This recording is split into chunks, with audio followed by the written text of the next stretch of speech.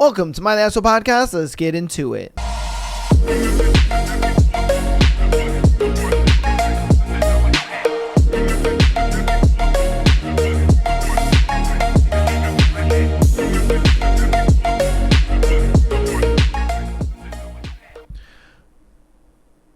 All right, welcome to my Asshole Podcast. This is another beautiful Sunday episode. We got an action-packed episode for you guys. We're gonna be reacting to some videos. Some people from the community have actually asked us, or asked mainly him, and a little bit of me, I guess. I don't know, but to rate their Tinder. All right, to rate their Tinder profile and what they could improve on or whatever. We don't know much about like dating apps and shit like that, so we're gonna try our best, and then we're still gonna have our thread as well as scenarios. So we strap in and strap on because we got an exciting episode for you guys locked in, ready to go. Do you have anything for the intro before we get on into it? No, brother. Let's get into it. I'm excited. All right, let's get on into these videos. All right, I'm going to move you guys on over. Let's see here. Let me see. All right, we got our first one.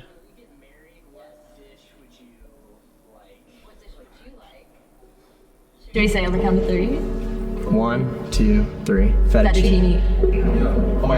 So we're meant to be. I guess. That was crazy. We're meant to be. Yes. What would you say are some like special, like unique talents you have? I can fold my tongue in half. What, do you have a talent? Besides climbing trees? Quoting lines from movies or like. Are you a cinephile? Yeah, I like to watch movies, but I don't watch. What's your like all-time favorite director? Matt Damon, Ben Affleck. As directors? Because they directed like my favorite movie, Good Good Will Will Hunting. Oh wow. Favorite movie's Interstellar. So. Okay. I love Christopher Nolan films. Yes. Sure. Yeah. And that has Matthew McConaughey. Yes. Yes. He's very good looking. I'd hope so, but I'd say yeah. So she did say no. Okay. When I talked to him during the one-on-ones, I felt like we could keep a conversation going, but I also felt like it was mostly one-sided. I felt super engaged. I felt he was more pulled back, so I just don't really think I'm interested in seeing where this goes, but he seems super sweet.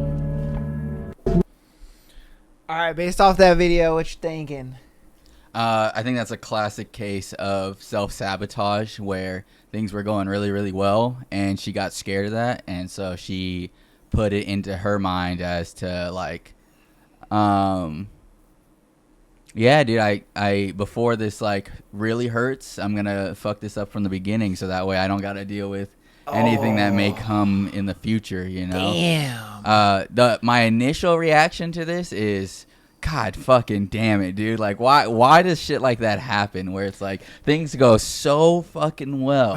And she was like, I felt like I was, you know what I mean? Like, I was so engaged, and he was like really pulled back or whatever, but like, She said it was one-sided. Did that conversation feel one-sided to you? Because either way, right, say he's leaned in and he's like, oh, dude, like, that's fantastic. You know what I mean? Like, I'm so glad that we're both on the same page. She'd been like, yeah, he just really seemed like he was, like, too into me. And, like, I just really felt, like, overwhelmed by what he was doing. And I didn't like that. You know what I mean? Yeah. And then from there, dude, like, regardless, like I said, you know, he was on the idea of, like, dude, we said the same dish.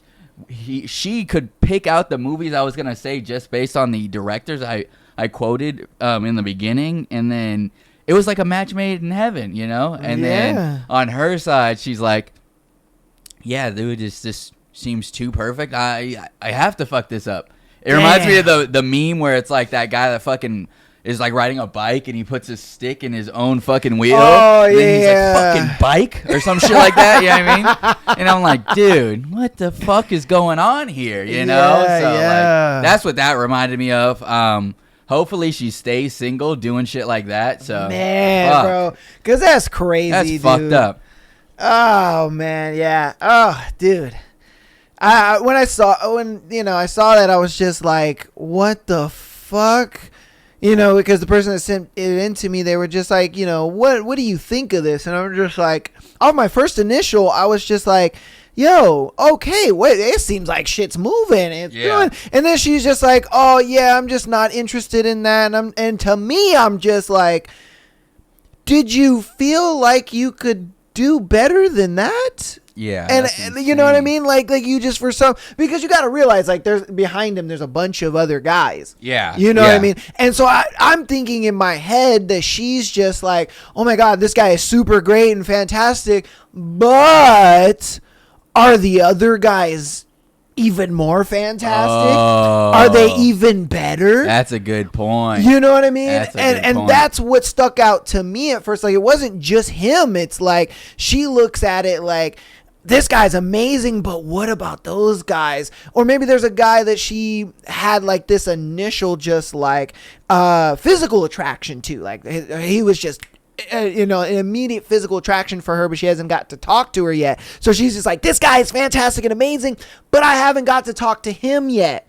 So I want to see if this guy is fantastic and amazing, and if he's not, then I can just go back to mustache guy. You know what that reminds me of? What? There's a video out there as well that depicts it, where there's like this little shopping center. They play it as like, you know, pick a man type deal, right? Where a woman walks in, and then the lady's like, all right, the worker's like, all right, so there's 5 levels here. Oh, You've yeah, seen yeah. it, right? I know There's what you're 5 levels here. You can't go back down a level once you go up, but, you know, each level gets more and more amazing, right? Yeah, yeah. So, like, long story short, right, the first one's like a meh level, you know. Yeah, he's an ordinary guy, Yeah. very regular, average, and then she moves up, and the guy is like, you know, he's got a great job and family and this and that, and then she moves up again. The dude is like really tall and attractive and all this good stuff, and then she moves up again, and the guy is he's like everything that the other guys are, but like he's rich and this and that, and then she gets to the 5th floor and there's nobody. Yeah, there's nobody, and there's then no one. The worker's just like, yeah, this is just proof. We just have this as proof that, you know, women will always want to just try to keep climbing if they feel like there's more, like a better option out there, where it's like literally I think in the video she was like, oh yeah, 4 just seems like so fucking perfect, but she just remembered in the back of her mind there is a 5th floor that's supposed to be even more amazing. So instead of staying at the 4th floor, she went up one more, and they were like, yeah, there's nothing here for you, lady. Like, if all those levels wasn't enough for you, then nothing will be. You know what I mean? 100%. And I feel like that is exactly what she was doing. That's a great point, actually. Yeah, I think that's exactly what she was doing, and that sucks, man, because you can be a great guy, you could be perfect, you could be, you don't even have to be like the weirdos that we've gone over as far as like threads and stuff like that. Yeah. You could be a perfectly average, normal guy doing your thing, saying all the right things, and still get passed up. Yeah. Still get passed up, like, bruh, just cooked, bro. So, yeah, man. But kudos to him for like keeping it like composed and not like 100% not what crashing the out. fuck? You know what I mean? Like crashing out and be like, what the fuck? Oh, I'm gonna shoot her family. No. All right, we're gonna get into this next one. All right, let me know what you think about this one, Rick. Yeah.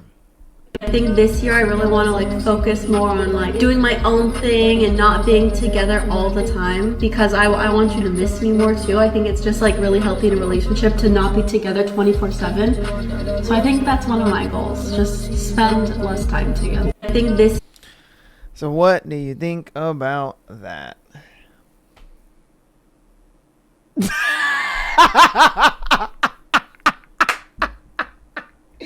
Man's face is just like I'm dumbfounded. I was just about to say that. Yeah.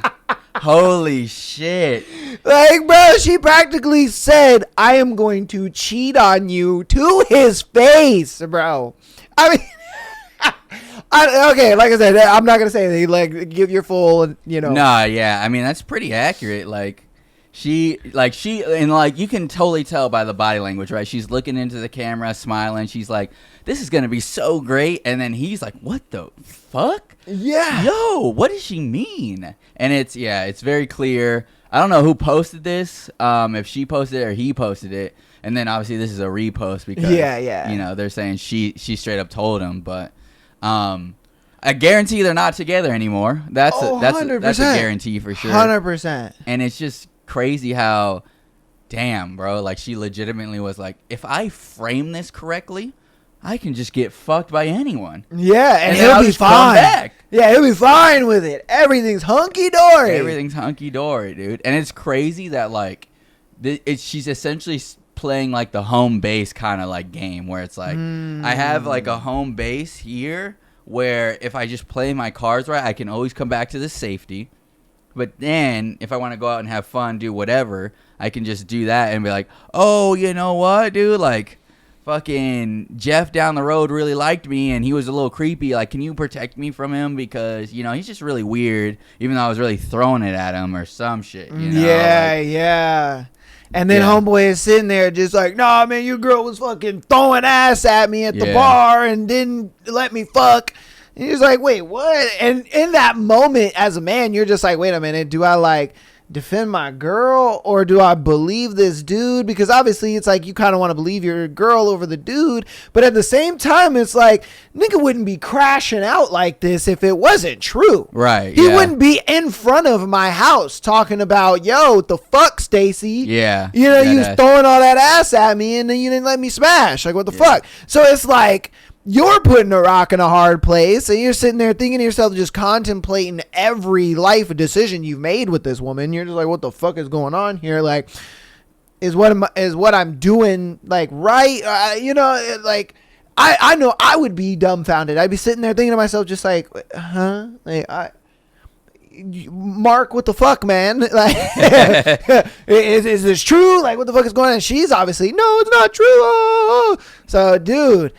Oh, you're cooked, man. No, yeah, she's weird. And anyone that's like, oh, no, it's good to have, like, time apart or whatever. And it's like, yeah, you can have time apart, but as long as it's truly for, like, yourself or, like, a goal that's for betterment of the relationship, right? Exactly. Like, if you're out here like, no, I need to go out with my friends and go clubbing or some shit, you're looking for male attention. I don't care. Whatever, dude. Like, yeah, you're not fooling anyone when you're like, oh, girls' night out, where it's like, yeah, you want to go out and shake ass in front of a bunch of other strangers. My thing is if you want time away from your partner, then that goes to show that you don't really love your partner. Because it's a thing where it's like, we've always said it, you know, when you're in a relationship and your girl really loves, admires, and respects you and stuff like that, bro, she's gonna want to be under you 24/7. Right. Like she's gonna want to be like she's gonna sew her skin to yours type shit. Like, it's not going to change all of a sudden. She just magically like click. Oh, I want space now. Like, no, bro, that just doesn't happen. Like, a girl that wants space from you is a girl that's just not interested in you anymore. Yeah. She doesn't love you anymore. She doesn't respect you anymore. And that's what it comes down to. It's like, yes, is there going to be moments when you guys are going to have your space and you guys are going to have your time apart and stuff like that? 1000%. Yeah. But it's not going to be because you wanted it. It's because something came in the way, whether it be work, it be family, it be, you know, situations going on outside of you guys' relationship. Like, that is when you're going to have time apart. But when you're saying, I want time apart, that right there is biggest red flag you could possibly get, because it's like, you never want time away from your partner. That's a concept that doesn't make sense. Yeah. It's like, you always want to spend time with your partner. You always want to be around your partner. And for women, that's to an even higher degree, where it's like we said, they want to be under you all the time. They want to be around you all the time. They want to be talking to you all the time. So it's like, dude, nah, man. Wanting space? Nah. Cooked. Yeah. Cooked. Brothers cooked, and I don't know if he was like seeing it in the moment, but like you can tell by his like thought process, like where he's looking, he's like, fuck, dude, does this make any sense? Like, what's going on here? Homie's just like, wait a minute. When she was talking to Chad, shit, I did catch her texting Jerome. Yeah. You know what I mean? Like it's clicking for that dude. Yeah. And she's probably got a high snap score and everything. Ooh, damn. Yeah, that's true. Damn, bro. Hey. Yeah. Gentlemen, you gotta stay sharp out there, man. Yeah. You know, these little they're little games too that women will play, where it's like, no, it's not even like that. No, and they may have just tricked. They may have just spun themselves a lie that they believe too, you know? Yeah, I mean, you remember last weekend we did that scenario where homegirl had like told her boyfriend at the time, "Oh no, that's just my friend on PlayStation." Then when they broke up, she got together with him. Yeah, exactly. It's the same shit, bro. Like they're gonna spin that shit to you, talking about, "Oh no, he's just a coworker. Oh no, he's just a friend." And then once she gets rid of your dumbass, guess who she's with? Yeah. Guess whose bed she's in? Yep. That nigga. Yeah. The nigga she told you not to worry about. I mean, the moment you hear like, "Oh, don't worry about him, this and that," that's your cue to go. Yeah. That's your cue to go, He's bruh. like a brother to me, or like we don't even see each other like that, or we've been friends for however long. Stop the no, cap. no. Yeah, man. Oh, dude. Yeah. Nah, like, dude. Shit. Woo! it just gets you. It gets, especially as a guy. You know what I mean? And when you've had this kind of done to you too, you're just kind of like, I feel it. I understand it. You know? But yeah. Oh, that's those 2 videos, man. You know, thank you guys for sending in those videos. They were, woo, bruh. It's tough. It's tough out here, especially nowadays. It is very, very tough out here. But we're gonna go ahead and move on into some Tinder reviews. So I guess apparently there's a few guys that decided, hey man, you know, I heard because okay, last year I did like the dating app thing for like a month. Okay. You know, and I talked about going on dates and stuff like that and so on and so forth. And I do get the question of like a lot of guys ask me, you know, how do you get dates? How do you get a girl to go out on a date with you on a fucking dating app? And for me, I don't know. I didn't think I was doing anything special. I didn't think I was doing anything like out of the ordinary to get these girls to like message me back and date or whatever. I just had, you know, good pictures, put my hobbies up, and I was just 100% honest, you know, and that's just kind of what that came down to. You know, obviously nothing came from it. But I was able to get a girl on a date, and that's kind of where they're like, you know, hey, yo, I can't get any matches. Like, I can't get any girl to go out on a date with me. And they were like, can y'all help me out? And so I was like, yeah, let's see if we can help y'all out, man. Let's see if we can, you know, do something for you. So these were sent in. And so, you know, we're gonna check them out. We're gonna see what's going on with it. And yeah, so we got our first one, and here's our boy right here. Here's our boy Mark, our boy Matt. So we're gonna go through all the pictures, and once you go through all the pictures, then you can go ahead and give your analysis. So it says he's looking for a long-term partner, monogamy. Just first picture, a little weird video, I guess. Another picture, okay. Another picture. I don't even know which one is him in this one. I think it's that one right there. Oh, the far left. Yeah. Okay, and then there's him with his little rat, and then him with more little rats. And then this is his about me. On sunny days, I'm playing pickleball or reading with tea, usually sci-fi, horror, history, or philosophy. Inside, I'm watching dropout shows or listening to audiobooks while playing with my rats. I love fast-paced music because I have a fast-paced mind. No, not in a smart way, ADHD. I like to dance with the confidence of someone who is actually good at it without the skills of showing for it. And I am looking for another freak to dance with me.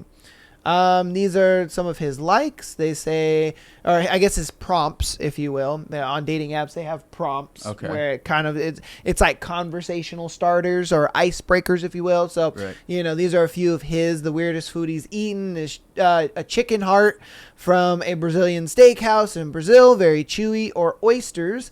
Not weird as in obscure, but they're just salty slime. What's the point? And then he has another one that says, people would describe me as, I was once told I'm weird, but in a good way, by someone I'd known for just a week.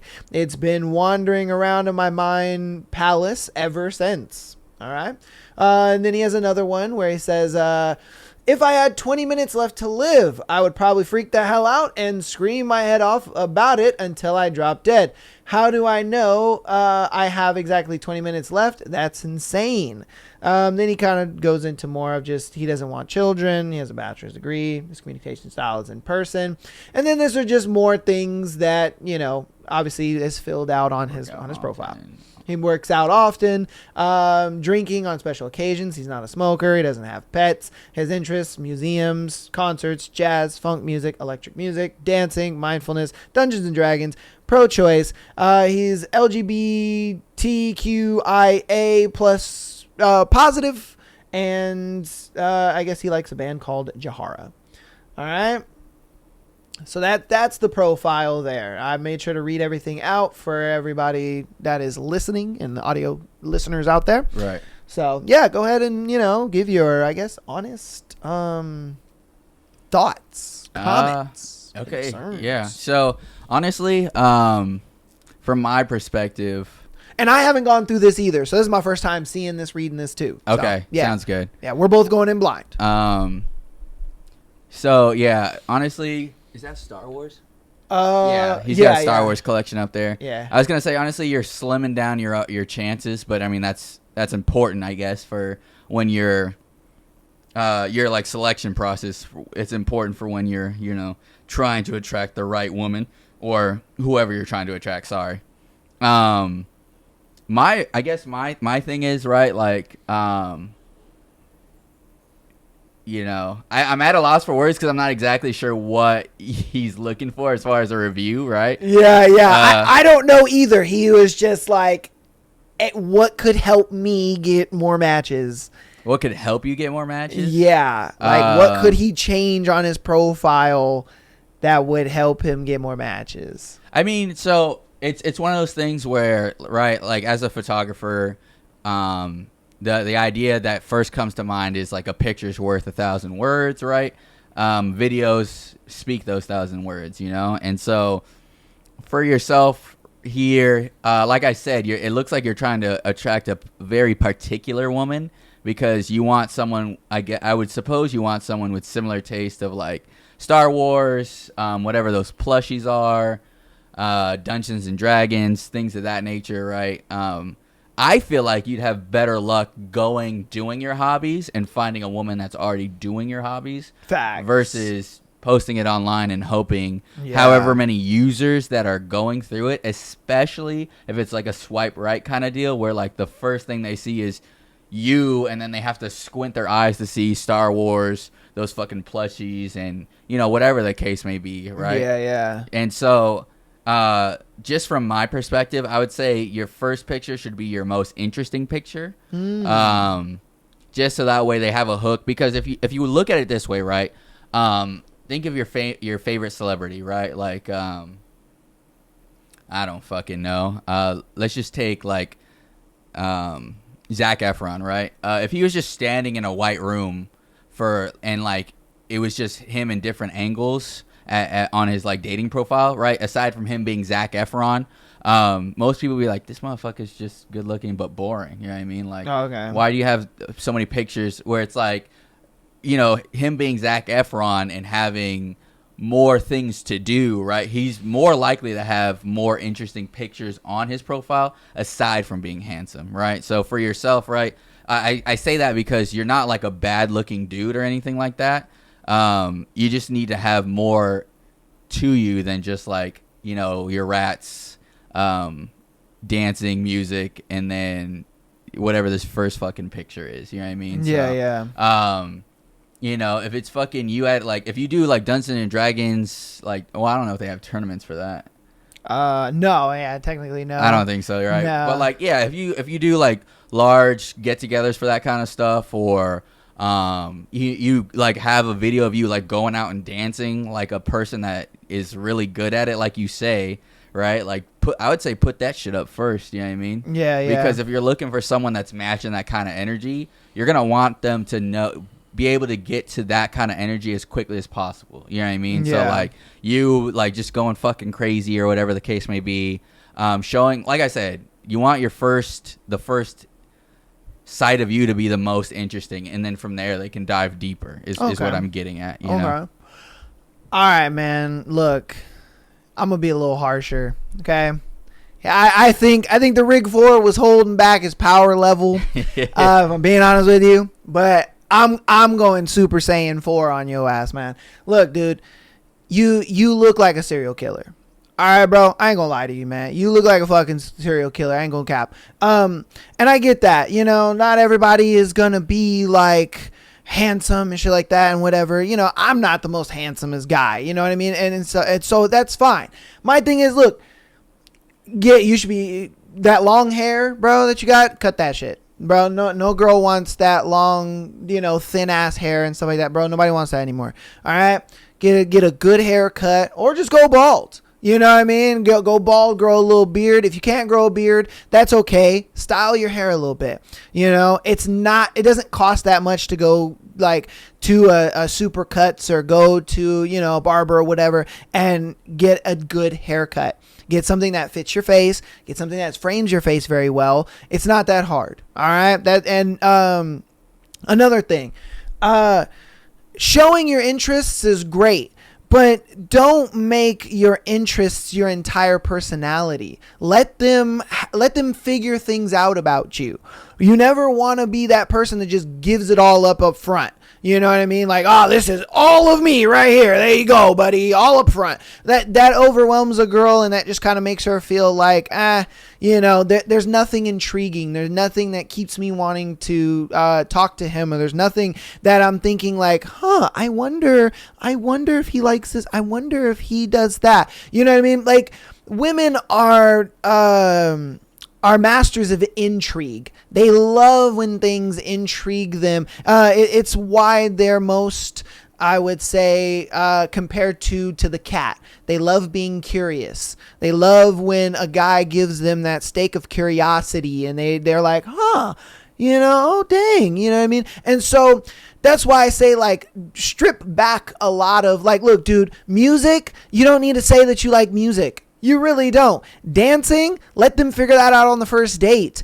As far as like your other hobbies and stuff like that, don't say that you like them. Show that you like them in your pictures. You know what I mean? I love the way he was saying it, where it's like, dude, you know, show that you're doing Dungeons and Dragons and all that good stuff. Show that you're doing, you know, I don't know, rad obstacle courses or something like that. I have no idea. Whatever it is that you're into, show that in your pictures. Show you doing that. Have your friend take a picture of you while you're doing what it is that you love to do. Do that. Why? Because it gives the woman intrigue. She looks at that and she's like, you know, I wonder how he gets, you know, the rats to do that. Are they going through a little course? Are they, you know what I mean? Instead of you just like holding them and like having them and like, bro, I ain't gonna lie to you. Those videos were creepy and they're a little weird. I'm just gonna be honest with you, my guy. Like, I would definitely change that video. I would definitely change the picture of you holding the two rats, stuff like that. Like, show it more of you doing kind of cute things with them and like silly things with them, or you feeding them, stuff like that. Like, you can't just post really anything, because you have to understand that a picture says 1,000 words, but you don't know what words that person is transcribing from that picture. That's bars, yeah. And so you need to be able to kind of paint a clear picture with the picture. All right. That way, that's why I say you put the little rats in a little obstacle course or something, and you have your friend taking a picture of you, and you're kind of over them, or you feeding them, or, you know, you doing something cute with them or whatever. Because when she sees the picture, everybody's getting the same message. It's not like, the fuck is that? Because I ain't gonna lie to you, bro. When I saw that video, I was like, oh shit. Like, I didn't even see that video the first time. I ain't gonna lie to you. I didn't. I was like, oh shit, what the fuck? You know what I mean? I had to click off that shit. And I'm just being honest. I'm not trying. not trying to make fun of you. I'm being brutally honest so that way you actually can have the best chance in the dating world right now, bro. The dating world is brutal. Women are brutal. As much as they sit there and they're like, oh, I just want a nice guy, I just want to this and that, and he buys me flowers, bro. That's after they found you attractive. That's after, they have assessed that you're not a freak and a weirdo or a serial killer or anything like that. And so you need to present yourself not like that. Another thing, don't post pictures of you and other people. Always post just pictures of you, because it's a thing where, when you post pictures of like you and other people, a lot of people try to say like, oh no, if you post pictures of you with friends and it shows you have a social life. No, not really. Not on dating apps. On dating apps, it's actually best to just post you. Why? Because you're not selling the fact that you go out with friends and all that kind of stuff. Nah, you want the girl to figure that out later on. When you're out on the date with her, you talk about, oh yeah, me and my friends, we go and do this and we go and do that. And she's like, oh wow, I learned something new from him. Instead of like, oh yeah, I saw that on your profile. Like, she's not going to get anything from that. That's why you only post pictures of just you. And then you talk about your experiences with your friends. Oh yeah, me and my friend, we go play Dungeons and Dragons at this place and it's really cool. Like, you should come with us one time. And she's like, what? Really? Oh dang. It's all about intrigue. It's all about like sparking curiosity in the woman's mind. If you can't invoke curiosity and you just drop it all on her like your profile is doing, bro. And then same thing with your prompts.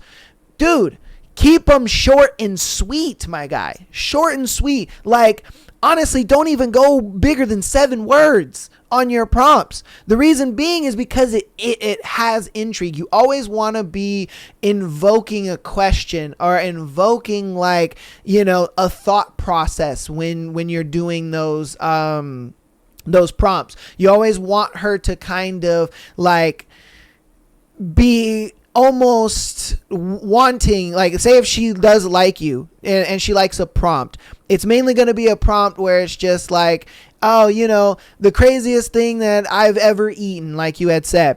Instead of saying what the thing that is you ate, you go ahead and you tell her like, oh, I've eaten a lot of weird things, but when we talk, I'll go ahead and have to, I'll show you. You know what I mean? Or I'll cook the weird things for you. Or I'll let you try them. Shit like that, where it's real short. It's real sweet. You know what I mean? Because for her, she's going to just be like, I wonder what those weird things are. And why does he want me to try them? And I guarantee you, if a girl matches with you, that's the first thing she's going to ask. Hey, so like, what are you going to make me try?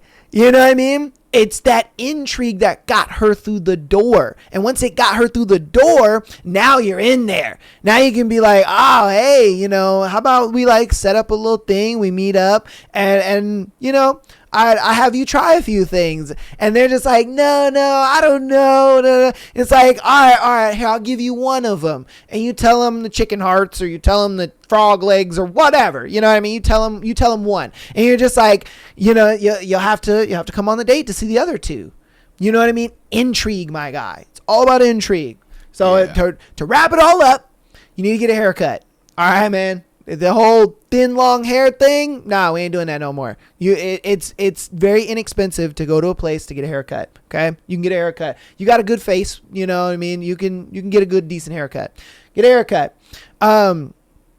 2, don't lay everything all out at once on your profile.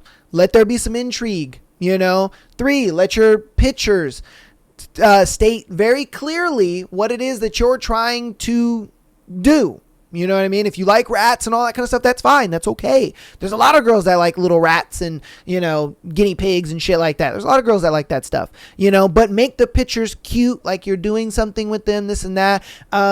Get your friend to take you a picture of you, interacting with them and doing stuff with them. And then 3, when it comes to your prompts, make them short and sweet. Create intrigue. That's what women want. They want to be curious about you. They don't want, and take off all the main bullshit, okay? I like music. I like dancing. I like all this. Bro, no. You know how many guys sit there and be like, oh, yeah, I know how to salsa.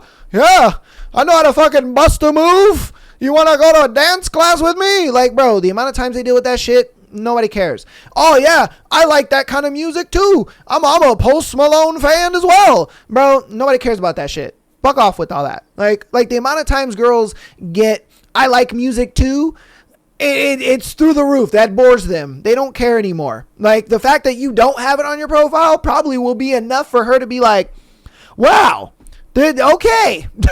Somebody that's not telling me some bullshit I already know. You know what I mean? Like I said, you show her those things. You show her that you can dance. You put on some music and you just bust a little move and she's like, what are you doing? And you're just like, all right, come on, let's go. You know, and you guys dance and you have a good time. And she sees that side out of you. You don't have to tell her these things. She sees it. So, like I said, I hope that helps. You know what I mean? Like I said, I had to be a little brutally honest with you, but. So if I could just say really quick, that was almost the equivalent of being a fucking salesman, the same exact process I have for sales. And that was fucking phenomenal, dude. You'd be a killer. You'd be a killer in my industry. But I mean, you're absolutely right. Like I said, I was trying to be a little bit nicer because, I mean, I just feel bad for the fucking guy. You look at his profile, and then the very first picture is not even you fucking smiling. Yeah. It's you looking upset next to whatever the fuck you like. You know what I mean? Why like I said, why the fuck is that your first picture? You know what I mean? But, you know, I'm not going to beat a dead horse because you are absolutely right, Rig 4. Oh, yeah. The haircut, the fucking vagueness. You just couldn't set it better myself. Yeah. Yeah, brother. You got like if you wanted more advice, you got some fucking deep diving work to fucking do. I'm not gonna lie. From the style to the haircut to the interest to having rats in your fucking mouth. Yeah, there's a lot going on there. That's why I said it seems like you're trying to attract a very, very particular woman because there's someone out there for everyone, but you're slimming down the funnel. You know what I mean? Like you're slimming down the pickings hard by giving so much away and being very specific with what you put into your profile versus you broaden things out, you're gonna catch more fish, and then from there, like the Rig 4 said, you'll definitely get more matches versus what you're doing now. Yeah, and dude, you're 25, bro. You got a lot of time. You know what I mean? Yeah. 20. Oh. Yeah. It's up there. Yeah. I see the number 25 and I just look at you. I'm like, that's not 25. But I know. And it's because like the way he dresses, the way his hair looks and stuff like that. And that's why I told him, I was like, bro, you can get a haircut. It's very inexpensive. It's like $30 to go get a haircut, bro. You get a haircut that fits your style, that fits your face, and these people are gonna know. These people are experts. They cut hair all day, every day, my guy. That's what I'm saying. You can even go to a Supercuts, you know, the most average of haircut place, and ask them, hey, I'm just trying to like get a new look, something that fits my face. Like, I would love, you know, any suggestions that you have, anything like that. I'd love to like, you know, see what's up. And bro, they give you a little $30, you know, trim up and haircut, and you're coming out of there looking good, man. Look, your clothes, that's you know, look, clothing is subjective, if I'm being real with you. I get it. There's style and swag and this and that and all that stuff. I get that. But a lot of times I don't dress designer. I don't have fancy clothes. I don't have any of that kind of stuff. And girls tell me all the time that I dress nicely. It's all about just kind of your style and what fits you as a person. So that's why I didn't really harp on his clothes too much. I look at it like it is what it is. It's very subjective. But a haircut, my guy, nah, bro, that's a must. Hair, like having well kept up hair shows that you're clean. It shows that you take care of yourself. It shows that you actually put time and effort into how you look and present yourself. And that says a lot, man. That says a lot. And like he said, I forgot to mention that. I didn't even catch that you're not smiling. Smile, my guy. Show some emotion in your pictures. You know what I mean? But yeah, like I said, we're not going to be a dead horse. We're going to get on to our next one though. Again, if you're listening, definitely come and watch the video. All right, come and watch the video. Look at homie's profile. Put some stuff down in the comments. You know, encouraging words. Be real. You know, be respectful. Don't go too crazy. Yeah, for real. But you know, give him some advice. All right, man. Let's get on to our next one here. Okay, so We got another one. Great example. We got our boy Leonardo. All right. So apparently, I think he's on Bumble. I believe this is. And so Leonardo, 31. He said, my dream job is a beer tester. All right. And he's got a pretty decent picture. Taster. Oh, taster. Sorry, I can't read. He's got some stuff in a different language. Like, all right. If you can I recognize football. Okay, all right. I want to say that's maybe like a Nordic or a German language. I don't know. I'm sure you could use Google Translate on your phone. Oh, maybe. The lens translates in real time or some And shit. then, okay, we got another one. Got his interests. He's out in the snow. Oh, sorry. Hold on. Okay, the previous picture, we got to narrate for the audio listeners out there. So he's out on like some kind of frozen lake out here. And then, he's wearing some warm clothes. He's got a little hat on or whatever. And then we got another one. He's out in the snow. My man's smiling, which is good. His interests are walking my dog, pub crawls, barbecue, gym, trying new things, foodie, travel, and beach bars. All right. Got another one. Looks like he's out with his friends. He's out at a bar, but it's just him. And I think this is a great picture to illustrate my point that I was saying about the other guy. Even though you're out and doing stuff with your friends, you post only you. You don't post yourself with friends. You let that kind of be a thing, when you get the girl out on a date. And then you can talk about, oh, yeah, my friends do this, blah, blah, blah. So, basics and lifestyle. He works out often. Socially, he drinks socially on the weekends. He's not a smoker. He's got a master's degree. He, I guess, talks better in person than he does in text. And he has a dog, I think. There's another one I think of him at like an event, I believe. I want to say it's at his university. It looks like okay. Maybe like a graduation or some shit. All right. Then you got a mirror selfie. All right, that's and then you have music on there. Mirror selfies are probably the worst thing you can do. If I'm being honest with you. Yes. And then again, putting music on there, bro. Nobody cares. Okay, nobody cares. I'll first rip. Nobody cares. Let's just be honest. Then you got him at the beach, you know what I mean? Topless photo, more music. Again, nobody cares about your music, bro. They just don't. Everybody listens to music. A girl doesn't want to know, like off the rip, a girl doesn't want to know your music interest. She doesn't. She wants to find that out later on. Again, intrigue, guys. Intrigue. A picture of you on the beach, topless, stuff like that. Look, man, unless you have like a really impressive body, stay away from topless pictures, okay? As a man, unless you have like a really impressive physique, just stay away from it. All right, look, you don't look bad. I'm not saying that you look bad or anything like that, or you need to like change anything. I'm just saying a woman's gonna look at that and off first jump, she's just gonna be like, ick, and that's just what that comes down to. Like, it's not me getting on you. It's just a simple thing of like, look, man, they're just gonna first look at that and be like, ugh.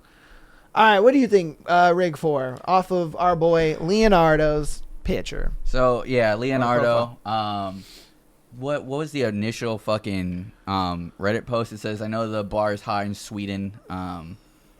Something about like what could I fucking fix on my profile, right? So yeah, just advice to get more matches. I guess he's not getting any. Yeah, I mean, from the jump, I would definitely say your eye contact, your photos suggest you're very confident in yourself and your looks. So, I mean, and you're not wrong for that, right? You definitely have, some generalistic good looks to you. And I mean, just like I said, you want to put your most interesting photos first, where it's like it's you doing the same shit, walking in the open snow, and it's like, that's cool, right? But like I said with the Zac Efron thing, where it's like, aside from the Zac Efron portion of it, you just standing and having different angles taken of you. He's an attractive guy, but there's nothing of substance in the pictures. Yeah, it's like, okay, yeah, we get it, dude. You're Leonardo. Yeah, that's already been established, brother. Yeah, we know what you look like. And that's what I'm getting at. Where at least for you, show a little bit more of your hobbies. Your dream job being a beer taster. I mean, from my perspective, you don't have any more ambition than fucking tasting beer for the rest of your fucking life, dude.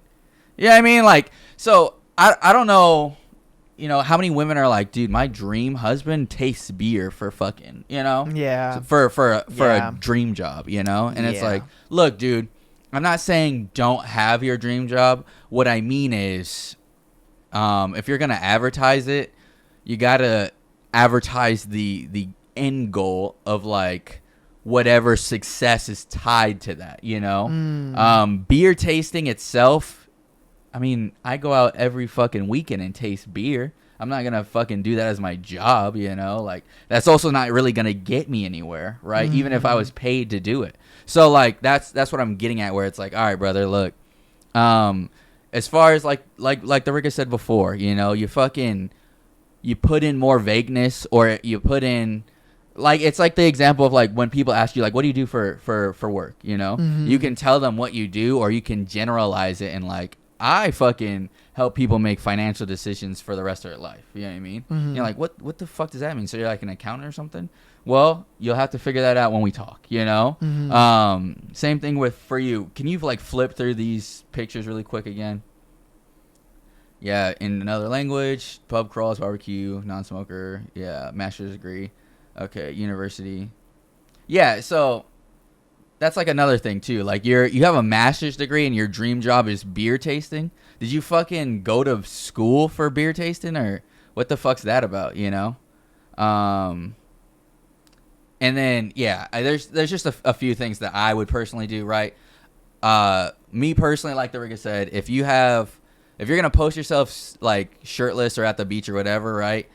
You put in your profile that you work out often, but it doesn't show, right? Yeah. That's just from my perspective, Yeah.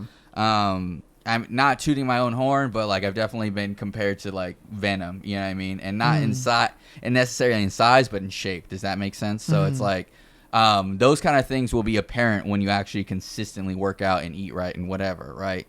So I would just dial yourself back a little bit, because it seems like you're a little bit more confident than I guess you should be. And then from there, try to display more of what's interesting about you. You know what I mean? Don't just fucking assume that your looks, like your profile kind of suggests, are going to get you further than what they haven't been, right? Because if they were getting you somewhere, you wouldn't be posting this to us, right? Yeah, so that's just what I'm getting at. Okay. All right.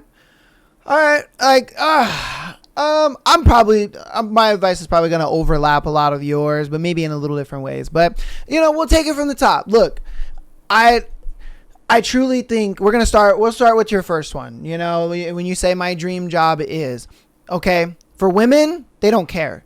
They don't care what your dream job is. They want to know what you're doing right now. They want to know what your job is right now. And like, again, like he said, keep it vague. You know what I mean? You kind of want to have that intrigue of just like, oh, but at the same time, look, okay, when girls go on dating apps, and they see your occupation, they Google your occupation. You know what I mean? They Google your occupation to see what it is that you do. They want to see how much money you make. They want to see what like that lifestyle in that job is like. They want to see what that schedule is like in that job, because this all matters to women. It matters, like, is our schedules going to line up? Is our lifestyles going to line up? Are we going to have the same goals, like work-wise and stuff like that? Women want to know these things, and that's why you over here saying that your dream job is being a beer taster, nobody cares. Okay? Nobody cares. It doesn't matter. It doesn't matter. Who cares? So what you're going to do is you're going to change that, and you're going to change it to what you actually do. You're going to be like, my dream job is what I'm doing now. Okay? Your job now. That's what you're going to do. You're going to change, my dream job is what I do now. Because that is what's going to matter for her. Is what you're doing now. It's like saying, hey girl, what's up? I'm going to get a 6-pack in 6 weeks. She's like, I don't give a fuck. You don't have a 6-pack now. You know what I mean? Versus like, I slide my shirt up and I got a fucking 6-pack. And she's like, God damn. You know what I mean? There's a difference in it. They only care what you got now. They don't care what you want to get, what you're gonna get. They don't give a shit about that, bro. Women don't care. They want to see it now. All right. Now, what I do like about the whole different language thing is it does invoke like that curiosity of, ooh, does he speak another language? You better know how to speak this language, nigga. All right, because if you don't know how to speak this language, you can get on a date with this girl and she's just like, what the fuck, nigga? You just chat GPT'd some shit. It's going to kill a lot of interest for you.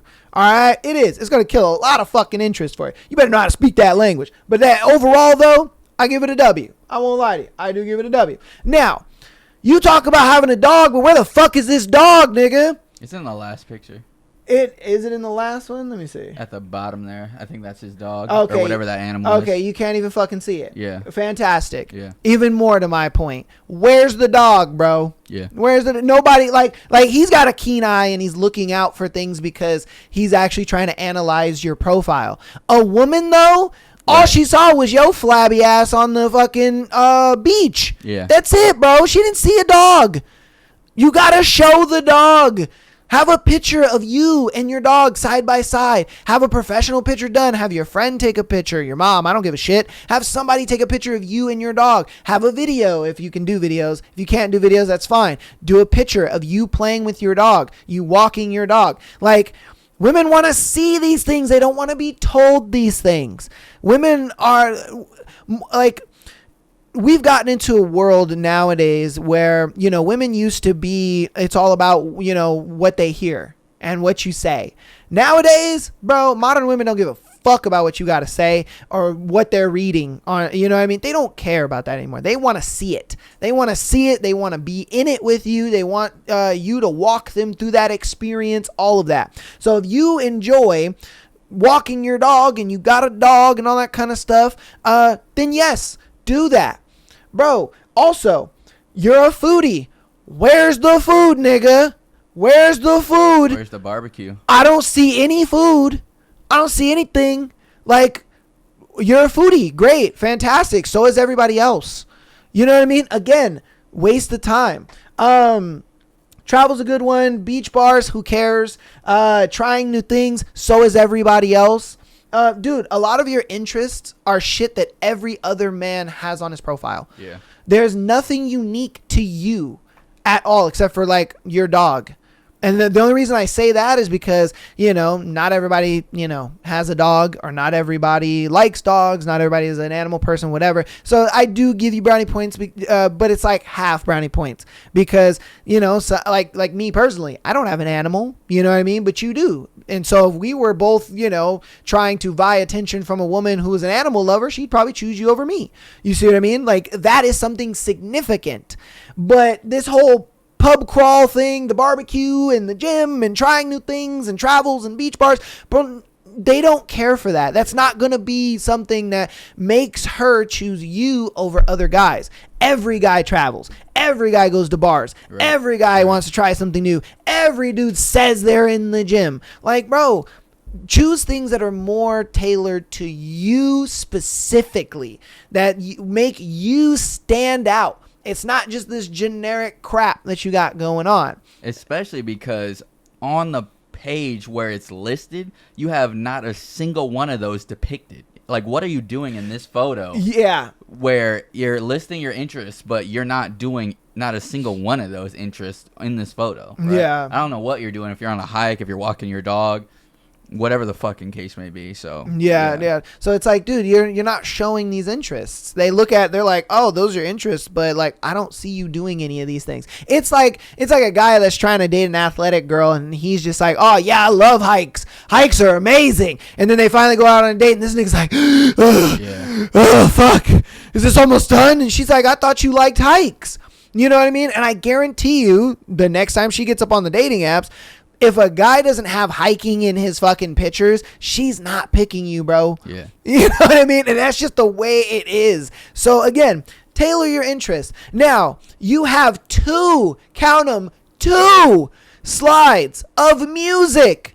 Bro, no one gives a shit. No one cares. No one cares about music. Everybody listens to music. I like music. He likes music. She likes music. He likes music. They like music. Everybody likes music, bro. Showing your musical interests, no one cares. not like off of first rip, first view of your profile, a woman doesn't care about that. They want to find out that later. They want that, like, use that precious space to show more of your personality, to show more of you, to show like to gain that intrigue. You know what I mean? Hobbies, whatever that may be, like. I think you just kind of took the lazy way out and was just like, fuck it, this is easier to put in a dating app, so I'm just going to put some albums on there. Like, nah, bro, show things that you've done. Show accomplishments that you have made. You know what I mean? Instead of putting other people's accomplishments on your profile. That's what putting music on your profile does, is you're just putting other people's accomplishments on your shit and being like, yeah, I like those. Do you like those?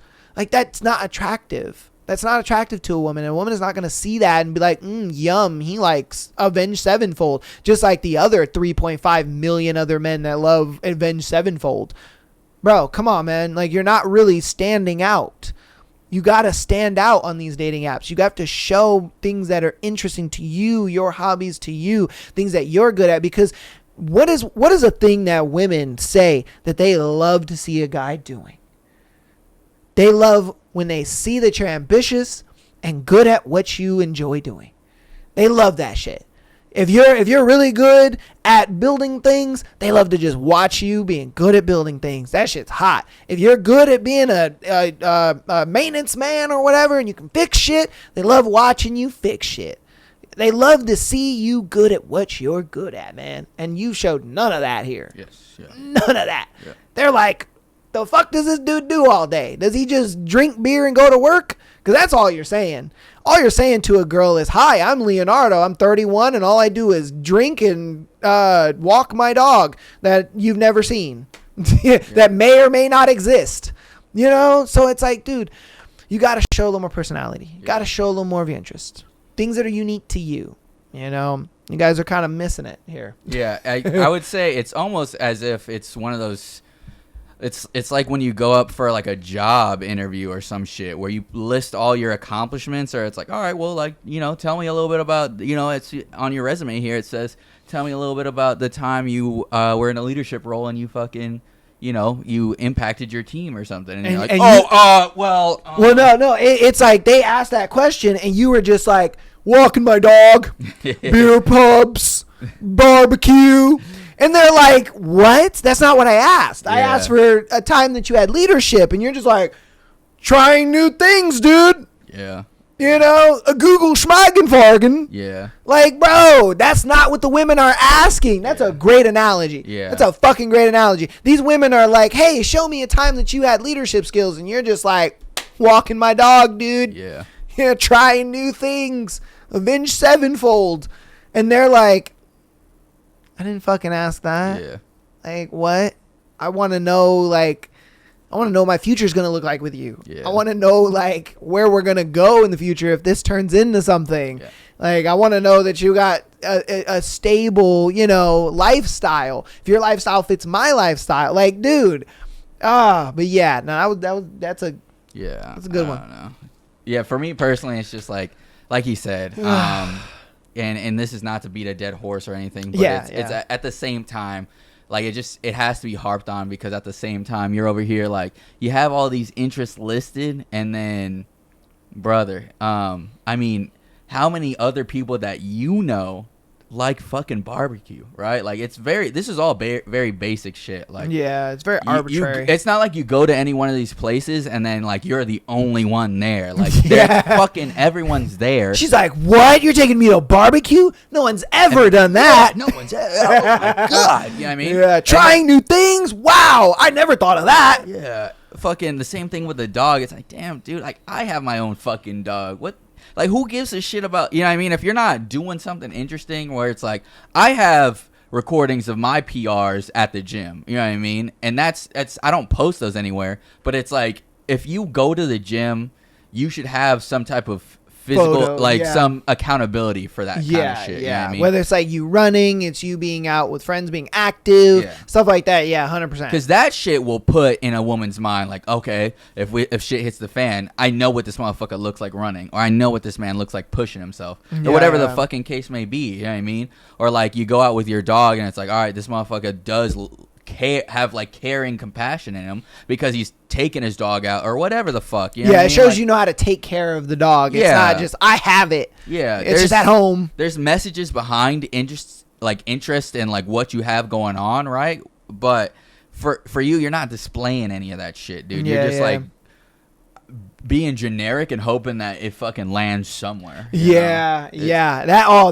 yeah, bars. Yeah. Yeah, because it's like, dude, you're already, like, looks-wise, you're already, like, a basic 5 white guy. You are. You know what I mean? And honestly, like, if you focused a lot more on your interests and showing those interests and showing those hobbies, you can push into that 6 to 7 range with a girl because she's going to be like, ooh, okay, you know, he's a decently handsome guy, good smile, good teeth. Seems like he's, you know, clean, kept, well kept. Yeah. 'Cause, you know, you got a good haircut, you got a trimmed beard, you know what I mean? You got a good little smile on you, clean teeth, whatever. Like that'll be enough to just be like, okay, let me dig a little deeper. She's already got you at that 5. And then she sees all this generic stuff and she's just like, all right, man, there's nothing like that stands out with this guy. Right. Cool. On to the next. You know, and then you got Chad over here and Chad's like, oh, you know, and he's Yeah. showing himself pickleballing and, you know, he's out kayaking and shit, you know, and Yeah. she's like, damn, wow, okay. You know, he's a medium, you know, he's a medium ugly white guy but he's doing all this cool shit. Hell yeah. Yeah. You know, like that's the difference between you and Chad. Yeah. It's like, damn, Leonardo was boring as shit, but Chad over here though, he was showing me some shit. Yeah. So again, they want to see it, man. They want to see it. Like you guys you're 31, so and you're a guy, so it's not like you don't have time to turn it around, man. You could still turn this shit around. You know, you got a good foundation, and like the other guy, he's got a lot of work to do, but he's a lot Facts. younger. Yeah. He's a lot younger, so he's got a lot more time to work on those things. I think understood that, hey, I don't got time to, you know, be dilly-dallying with the foundational shit. I need to get that shit taken care of, and I think you did, which is great. You just got to be more interesting, man. That's just what that kind of comes down to. But yeah, that's going to be that. Hopefully you guys, I guess, enjoyed it. You know, leave our boy Leonardo and our other boy Matt some words of encouragement. Help them out with their profiles, man. You know, if you agreed with us, let us know. If you got some things you either want to add or rebuttal or whatever the case may be. If you're a girl out there and, you know, you saw Leonardo or you saw Matt and you're just like, oh, shit. You know, hit him up. See what's up. Yeah, you know what I yeah. mean? Let them know. Let them know you love them. So, all right, we're going to get on into our thread for today. We still got a thread. Our thread. Okay, that was stupid. I don't know why it decided to assassinate itself. Bruh. But it did. Yeah, I was right there. Okay, here we go. On our thread is, what's the most hilariously embarrassing thing that's ever happened to you in public? What is the most hilarious thing that's ever happened to you in public? Damn, it's hard to remember because I kind of was like, all right, that was embarrassing. Let me data dump that so I don't have to like relive it. You know? That's facts. That's facts. Dude, I can't think of any. All right, Yeah. I'll tell mine, and then hopefully you can remember yours. All right. Oh, bro. All right, I'm telling it myself. Never told this story on the podcast before, but here we go. I was at the grocery store. Okay, I was at the grocery store doing my thing, getting my groceries, whatnot. I happened to keep running into this girl over and over. We kept just hitting the same aisles, and I was like, "Are you following me?" You know, that's Yeah. a joke or whatever. She's like, "No, I'm not." Blah blah blah. We hit it again, and we hit the same aisle again, and I was like, "Yeah, you're following me." She was like, "Maybe I am," and I was like, and so I thought it would be like smooth, right? To like walk backwards and like my hands are behind my back on the cart or whatever, and I'm walking backwards. I trip over my own foot and I fall right on my ass. And she watched the whole thing, laughed at me, and then bust the corner. I was like, oh shit! I was like, Bruh. Damn. Damn. I was trying to look cool, trying to look suave, you know what I mean? I was trying to just, you know, because I was trying to maintain that eye contact. It was one of those things where we were just maintaining that eye contact the whole way, you know? Then I like turned around and I was just holding my thing and I was pushing it backwards. And I just tripped over my own foot and I was like, oh shit, fell right on my ass. And I was like, shit, fuck me. Yeah. It was bad. It was when she gave me one of those looks like, nigga can't walk. Damn it. Damn. And I was like, oh, fuck, man. Yeah, I can't walk, apparently. So, yeah, that's mine. I mean, the one time I could remember, right, this was when I was a little bit younger. Okay. So I'm no stranger to Costco, right? Costco's got some really great deals on clothes, right? Okay. However, in my younger days, I was very inattentive as to what was like, what I was doing, right? Like I would just not pay attention when I was doing shit, right?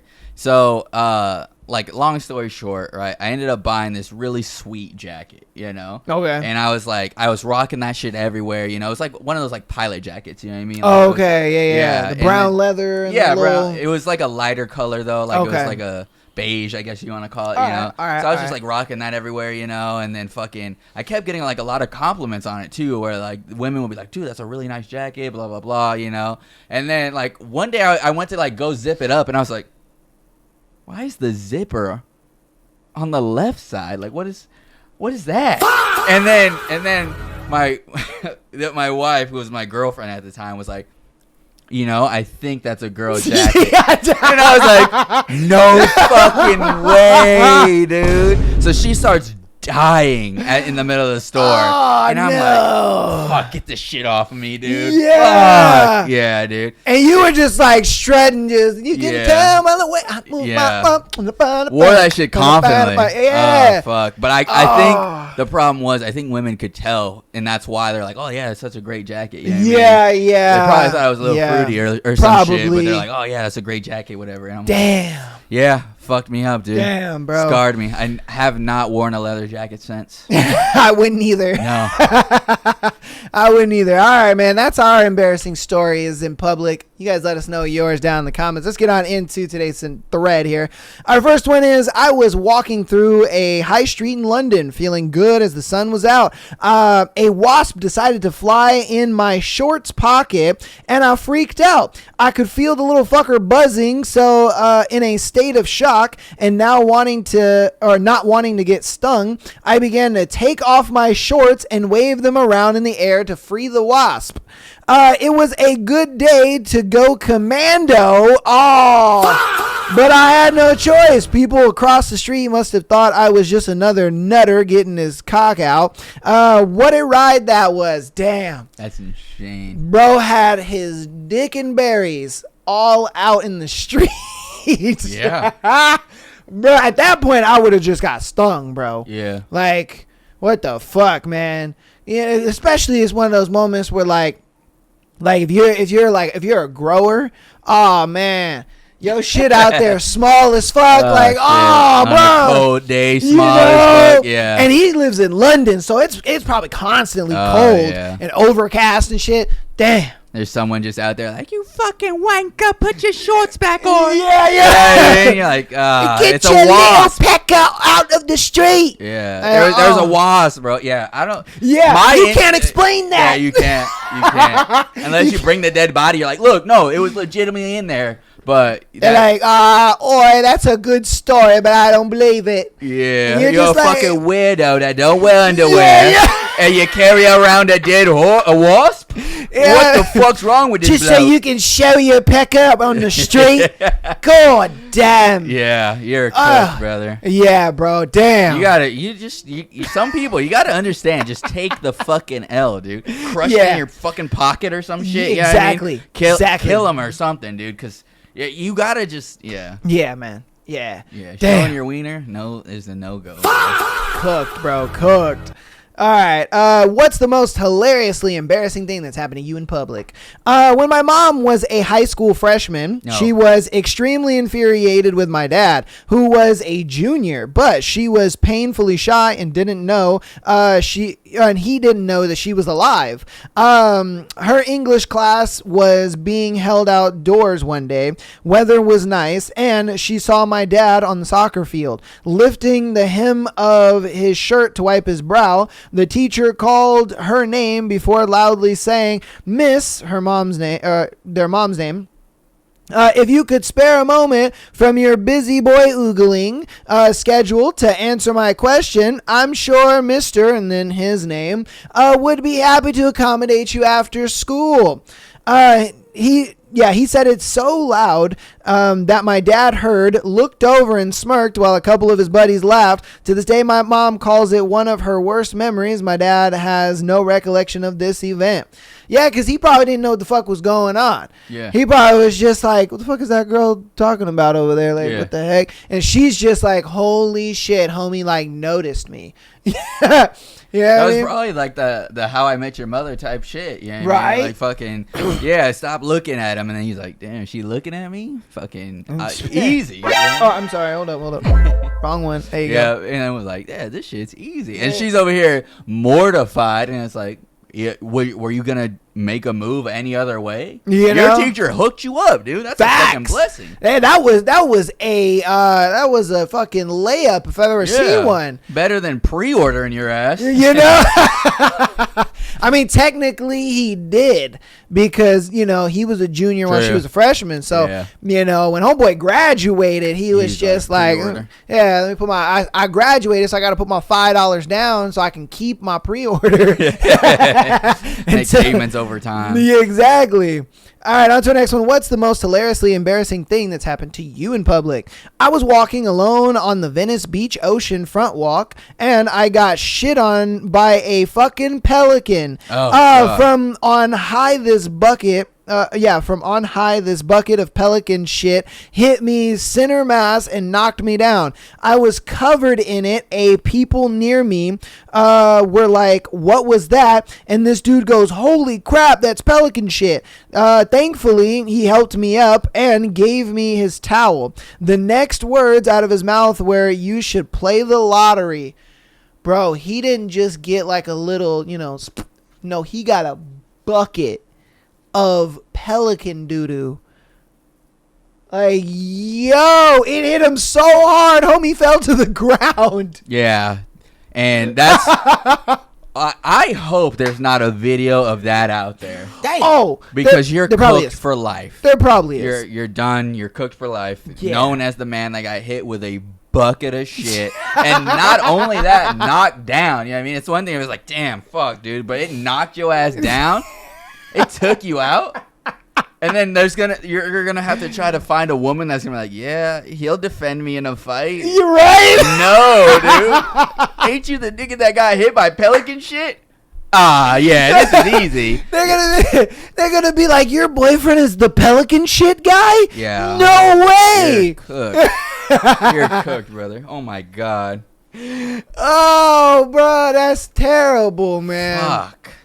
I ain't gonna lie to you, when he said pelican shit, I was just like, all right, is what it is, a little splat or whatever. But then this nigga said it was a bucket, and I'm like, what did he say? Bro, a bucket? Yeah. Bro, that's crazy. That's insane. Oh my god. I would have probably had to get my get back, honestly. I would have had to find that pelican, break its neck. 100%, man. 100%, bro. Dude. Or whoever put that bucket up there. Yeah, I don't know. All right, what's the most hilariously embarrassing thing that has happened to you in public? My second grade class was in the Tulip Time parade, and we were all dressed up in Dutch costumes. Mine had a black hat, a red shirt with scarf, and those big gold Mickey Mouse buttons on the front of of black pants. Several people complimented my outfit, and my mom had made it so second grade me was stoked. Okay. Oh, her mom made it. Okay. So second grade him was yeah. Okay. Every grade had a different theme. They had us in lines holding long wood poles with the state bird on them. I was the one on the end by my mom who walked with us. The whole community and a ton of tourists showed up for this thing every year. It's a whole thing. Halfway through the route, a ton of people started cheering, laughing, and pointing at me when I came up. My mom and I both smiled and waved at everyone, living it up. I was feeling pretty good until I looked down toward the end and realized my two good buttons had been sheared off by the state bird, and the front flap of my pants was hanging open. And I had paraded around half the town with my little tighty whitey showing. I started to cry and my mom had to hold my pants up for the rest of the parade until someone from the crowd ran up with some safety pins. And I will never forget this experience in my life, and neither will my hometown, because my mom wrote for the paper. Good times. Damn. Jesus. Now you've been immortalized in your town as the 7-year-old with his whitey tighties out, dude. You know? And your mom is the one that put it in the paper. Yeah. I know for him that probably felt pretty bad, but for me listening, I'm like, oh, whatever, dude, you're fucking yeah. You know what I mean? Listening Like, to it, it's like, whatever, it is what it is. But I get it. At the time, though, I guarantee that was probably the most mortifying fucking thing that's ever happened to you in your 7-year-old life. You know? I guarantee there's not other people out there that's like, ha, he had his fucking whitey tighties out, dude. Fucking idiot. He's not going to amount to anything. No, dude, like, yeah, you know, I know, like I said, I know it felt a lot worse, but it's like, that's not that bad. Really. Yeah, like, yeah, you know like, what I mean? it is what it is, bro. Especially because you're a little kid. Now, if you were like 16, 17 and that happened and somehow your fucking pants were down, your fucking wiener flopped out, or like the first gentleman that fucking in the middle of London had to bring his shit out, you know, that's a little bit different. But this one is like, dude, you're 7 years old, it's fine. Yeah, man. Yeah, you be all right, bro. You be all right. Yeah, you be all right, brother. But it's a fun story to tell, at least. Yeah, for sure. All right, what's the most hilariously embarrassing thing that's happened to you in public? I was at the deli counter in a supermarket with my 5-year-old great-granddaughter. We had number 34, and the clerk was waiting on a woman with number 32 struggling to decide what she wanted. My great-granddaughter said, "Come on, lady, I want to get out of here while I'm still young. Yo." Damn. Yeah, man. It's like, I can see how that can be embarrassing only on the simple fact that it's just like, hey, yo, chill. Yeah, Yo, chill. You don't know what the woman is capable of. You know what I mean? Especially the shit you see nowadays. Man, motherfuckers don't give a shit no more, bro. It be on sight sometimes. Yeah. Yeah, no, I feel it. And that's, I mean, for me, that's not necessarily embarrassing because I want my children. They've always been real. I've wanted them to keep that realness with them, you know? Yeah. It's one of those things where, like, you know, my daughter will call shit as she sees it, you know what I mean? Like, 100%. I've gone to the store with her and, like, workers will be rude and she, like, sees it, picks up on it, and she's, like, right in front of them, she'll be like, "Dad, why is that man not talking to you? He's not saying words when he should be answering your questions." And I'm like, you know, I don't know. I'll just look at the employee and they're like, "Oh, well, and I'm like, you know, if a 4-year-old can recognize it, right? This was when she was 4 at the time. Yeah. I'm like, you know, you probably should have a better fucking attitude about. I get it, right? You work at fucking wherever the fuck, you know, you make minimum wage or just above it, but it's like, that's not my fault. You're going to be fucked up to me because you don't like your job? Exactly. Stupid. Exactly. It's like, bro, come on, man. A little common courtesy. Now, I understand, you know, if you want to be like that because the customer is being rude. Right. Like, I get that. That's different. But it's like if the customer's giving you no reason to give that kind of attitude. It's like, bro, come on. Yeah, and we still talk about it to this day. My favorite memory of us going out to eat is when that guy was like, "I didn't come here to read. I came here to eat. Yeah. You tell me the specials." Like, okay, you want to talk about embarrassing. Yeah. Like, we're at KFC, and we had ordered, we were sitting down and just chilling. This guy walks in, and he's just, grown man, by the way. Was he with his kids or anything like that? Was it by him by himself? No, I think it was by himself, honestly. Okay, because I think I wanted to say I remembered him with, like, his daughter or, like, a little girl or whatever.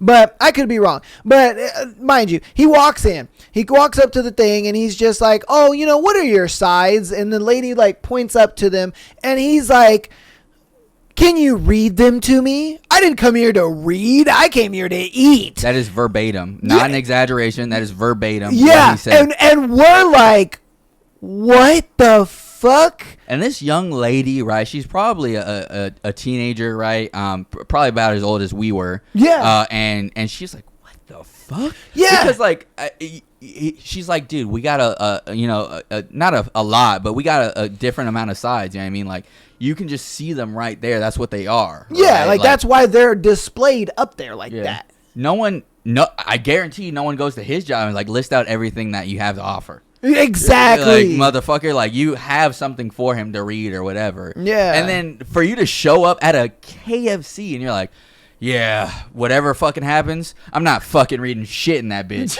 I'm not fucking reading there. If they try to get me to read, I'm not having it. Yeah. Grown man, by the way. This man was not young in any form of the fucking meaning of young. You know what I mean? He was bald. Had a little bit of gray hair on the sides, not on the top, on the sides. And he's like, I didn't come here to read. I came here to eat. Yeah. Like, bro, talk about embarrassing. Where the fuck does that work at, by the way? Where is he gone where they're like, I'm so sorry I made you read, sir. Let me go ahead and list everything for you. Like, this poor girl literally just, like, leaned over the thing and was like, yeah, mac and cheese and, and I'm just like, bruh, seriously? Yeah. Like, this is what you're doing to her? Like, he probably felt pretty great. Like, yeah, you read it to me. Like, yeah. what the fuck? That's Weirdo. embarrassing. Yeah, facts. Like, that's embarrassing. All right, let's get on to our next one. What's the most hilariously embarrassing thing that has happened to you in public? I got jumped by a squirrel on my college campus when walking to class. I screamed. Everyone stared and then laughed. Damn, that's crazy. Oh, bro. I don't have to know that that's a woman to know that's a woman. Oh, 100%. Yeah. 100%. 100%. Yep. Yeah, because a dude would have stomped that fucking thing out. Yeah. Would have just Yeah, exactly. killed it real quick and then throw it on the ground like fuck you. Yeah, But or he would have pushed it to the ground and just fucking stomped that bitch out. I Like, guaranteed. Yeah. It scurried up. She got scared. It was like, fucking idiot. I'm on top of the food chain now. Started fucking her up. She screamed and then everyone's like, fucking dumbass, dude. yeah, they were just like, oh, look at that girl getting beat the fuck up. Got beat up by a squirrel? You're dumb, dude. You're literally stupid. On a college campus? You're dumb. You're supposed to be educated. You're supposed to be educated. How you educate? You get an education, you don't know a squirrel is not a threat to you. Dumbass. Oh, shit, bro. All right, on to our next one. What's the most hilariously embarrassing thing that's happened to you in public? I was in grade school and we had these desks with the metal rack below for our books.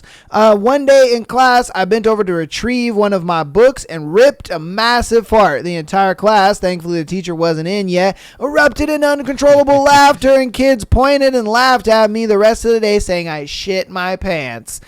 Damn, son. Yeah, that's a bad one. Damn. Yeah. Bro could not beat the allegations all day. Yeah. I bet the girl that he liked, they had went up to her and was just like, hey, you know Tommy shit his pants in first period, right? Like, bro bent over and just doo-doo is in his pants. Don't go talking to him. I don't know if you want to talk to shit pants McGee over there, but damn. And that's the thing. Well, it was in middle school or high school? He said. Or did it say? Well, it's grade school. Oh, okay. So I'm sure it's in between, I think, or maybe up to 8th grade. But because it depends. Like, because I know, you're right. I know overseas they considered grade because it's primary school and grade school. Right. Okay. Yeah, and then high school. So middle school for us, right? I know in middle school, it's the worst thing in the world is to have normal bodily functions, right? Like you fucking go somewhere, right? You're in the lunchroom. If you're the kid that threw up once, you're fucked for the rest of the year. Oh, 100%. You get caught shitting in one of the stalls, you're fucked for the rest of the year. You know what I mean? Like, you fucking whatever, dude. Whatever. And you're like, I can't shit in the stalls. That's what they're designed for. Yeah. You drink like, one too many milks, you're fucked for the rest of the year. You know what I mean? Yeah, like, bro. Any fucking reason, these people are on your fucking ass for the rest of the goddamn year. And maybe for the rest of the time you're at that school. Oh, dude, you pop a random boner, man. You're just like fucked for the rest of the year. Yeah. And I remember as a kid, bro, dude, middle school, my shit was constantly just like, what was going on? And I'm like, shit. You know, dude, and it was one of those things where like, do you remember that girl, her name was, Elise. You remember her? Yeah. Yeah. Dude, I had like the biggest fucking crush on her. And every time I saw her, man, I popped a boner, dude. And I was just like, God damn it, man. And I remember in one of our classes, I sat like right next to her. Because you remember like there were desks that faced forward and then there were desks that faced sideways. Yeah. And I sat in that side desk and she sat like right in front of me in the front. And I was just like, God damn it, I'm bricked up this whole class, son. It was bad, bro. There were some days where like I was the last to get up out of class because I'm just like, man, I gotta wait for this to like calm down, you know? Yeah. Like, bro, that shit sucked. And yeah, I mean, you're not wrong, dude. I would say we sat next to a lot of fucking beautiful women in high school. Oh, yeah. Not elementary.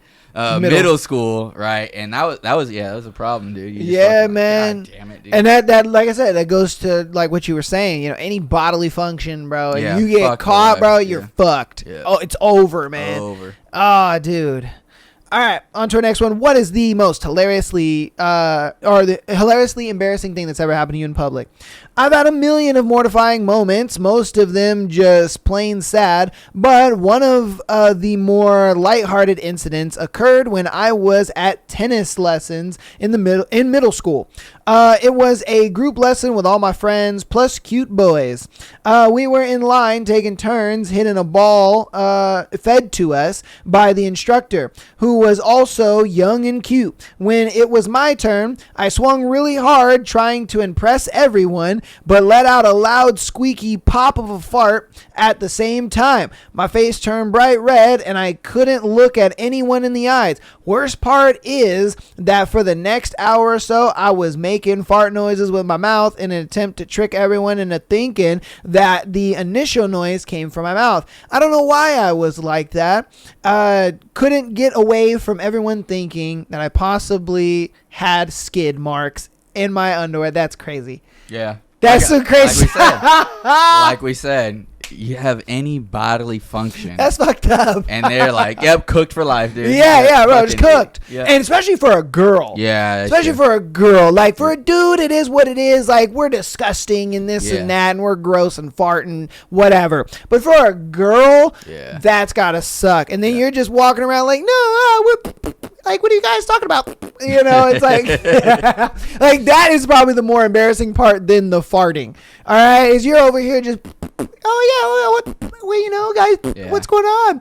Yeah. And Because then they're like, this bitch is making shit up. Yeah, bro. yeah, they're like, oh. It's so obvious that first one was not your fucking mouth. Yeah, dude. yeah. I think that's where the skid marks comment came from. Then I think what it is if you wouldn't have done the whole fake farting thing, they probably wouldn't have said anything. They probably just been like, yeah, it's probably the wind, you know, whatever. But the fact that you were kind of kept drawing attention back to it, they were like, yeah, no, that bitch got skid marks in her panties. Like, it's just one of those things where like, for any embarrassing moment, you own it, it loses its power, dude. Yeah, 100%. Yeah, I 100%. fucking farted, dude. Like everyone does. Yeah, and you'd be like, come Get here, I'm over gonna it. fart on you or some shit like that. Yeah, you know? like whatever the fuck. All right, what's the most hilariously embarrassing thing that's happened to you in public?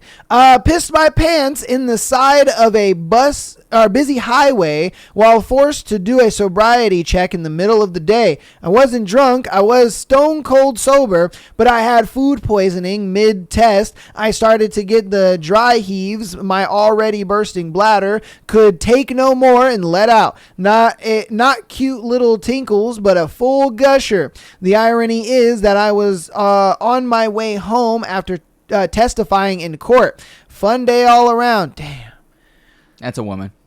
That's a Damn, woman. son. Like, imagine you were in court testifying for some shit, and then you're like, man, I'm sick as shit, but I had to do this because, you know, obviously it's against the law to not go to court. Right. And then you're like, I got to take a piss. I should have peed at the courthouse, but I didn't. I'm going to just speed home. You get pulled over, and then they think you're drunk, and you're over here just like, fuck, whatever. Let it go. Let it go. Like, bruh.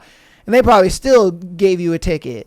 Yeah, and that's the reason I point out that it's a woman is because from my experience, right, it's a lot harder to hold your pee as a woman than it is as a dude, right? We have, I don't know, I guess more strength muscle in the forefront versus them, but no, it's a dude. It was a dude. it was a dude. It was a dude. Why did he say cute little tinkles? I don't fucking know.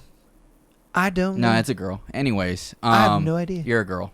But yeah, cute little tinkles. What's wrong with you? Yeah, like, bro, what the are you fuck? talking about? Yeah. Well, I mean, never mind then. Yeah, I thought it was a girl too. I won't gonna lie to you. That's why I was like, let me check their profile. See, but it's a dude. the fuck's wrong with you, brother? Yeah. I get it. I mean, yeah, food poisoning, right? It's harder to like hold your bearing or whatever. But like when you're writing this shit out, dude, fucking cute little tinkles. What the fuck are you doing?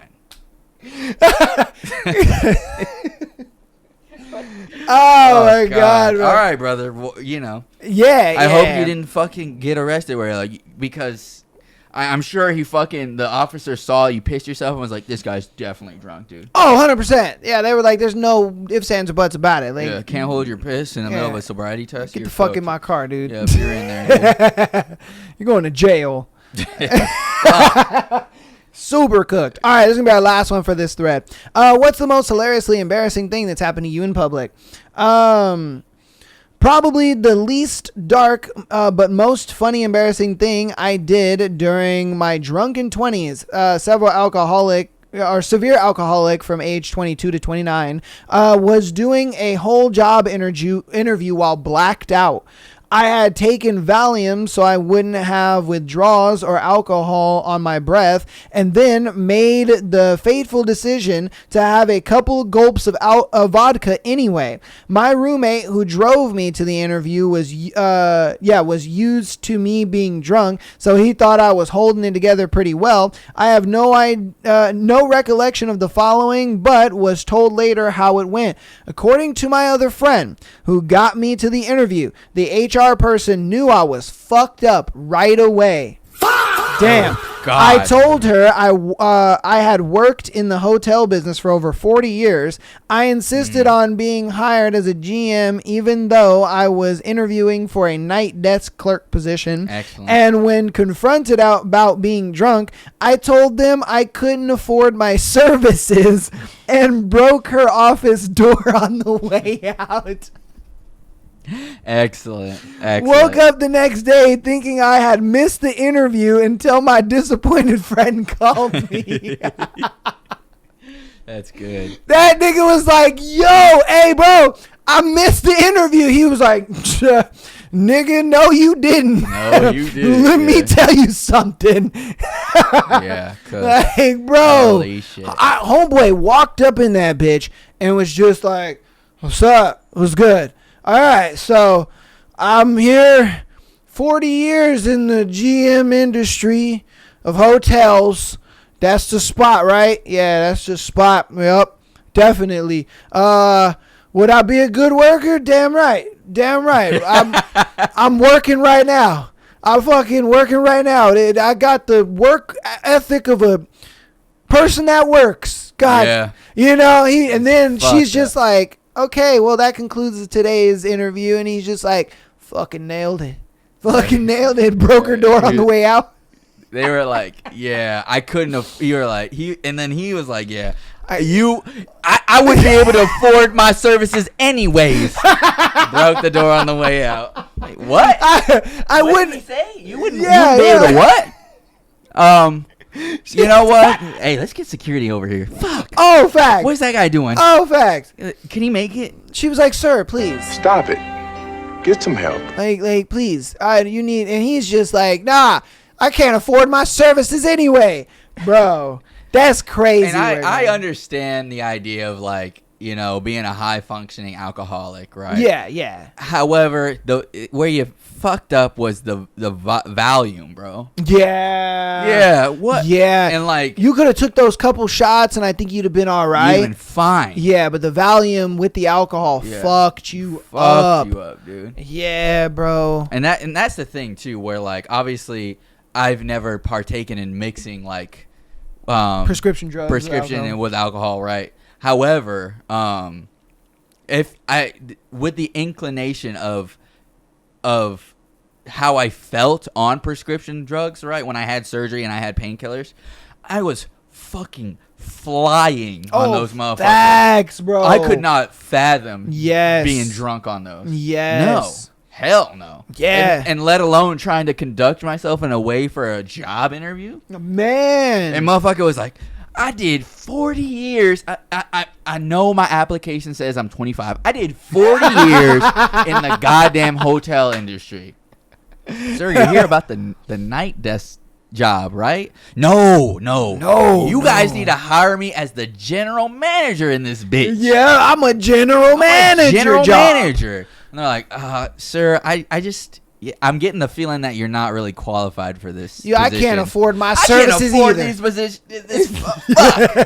I can't afford my services either. Yeah, fucking I broke the can't. door. Yeah, he's like, I'm out of here. Forget you. All right, whatever your name is, Karan, whatever. I I don't wonder know how he broke the door. I was just about to ask that. How Yeah. the fuck do you break the door, bro? How does that happen? Yeah. It was probably one of those things where the door was like a push and the nigga was pulling it. Yeah. You know? Hopefully it wasn't a glass door. Oh, it might have been. Most likely, that's what I'm thinking. Yeah, that's probably why he broke it. Yeah. Yeah, homeboy just shoulder charged into that glass Shoulder door. charge. Yeah. Right through it. Or not even like that. He probably was just like, and just fell right into that shit. Unless he pulled some shit where he's like, you could see through the door, so he tries to grab the outside handle, and he's like, Oh, just punches through it. Yeah. He's like, your fucking door's broken.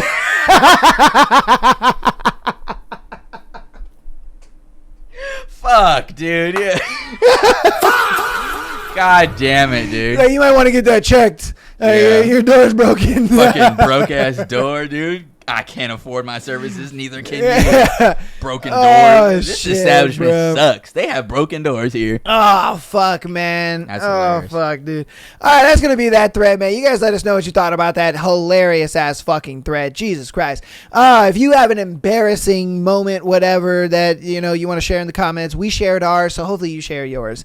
Let's hop through announcements really quick, and then we'll get on to today's scenarios. We probably won't be able to get through as many just because we had so many other things that were going on in the show. But patreon.com/Am I the Asshole podcast. Get an exclusive episode every single Friday, as well as being able to send in your scenario to be featured on the Tuesday and Sunday show, as well as being able to send in your scenario to be featured on the Tuesday and Sunday show like these people did today.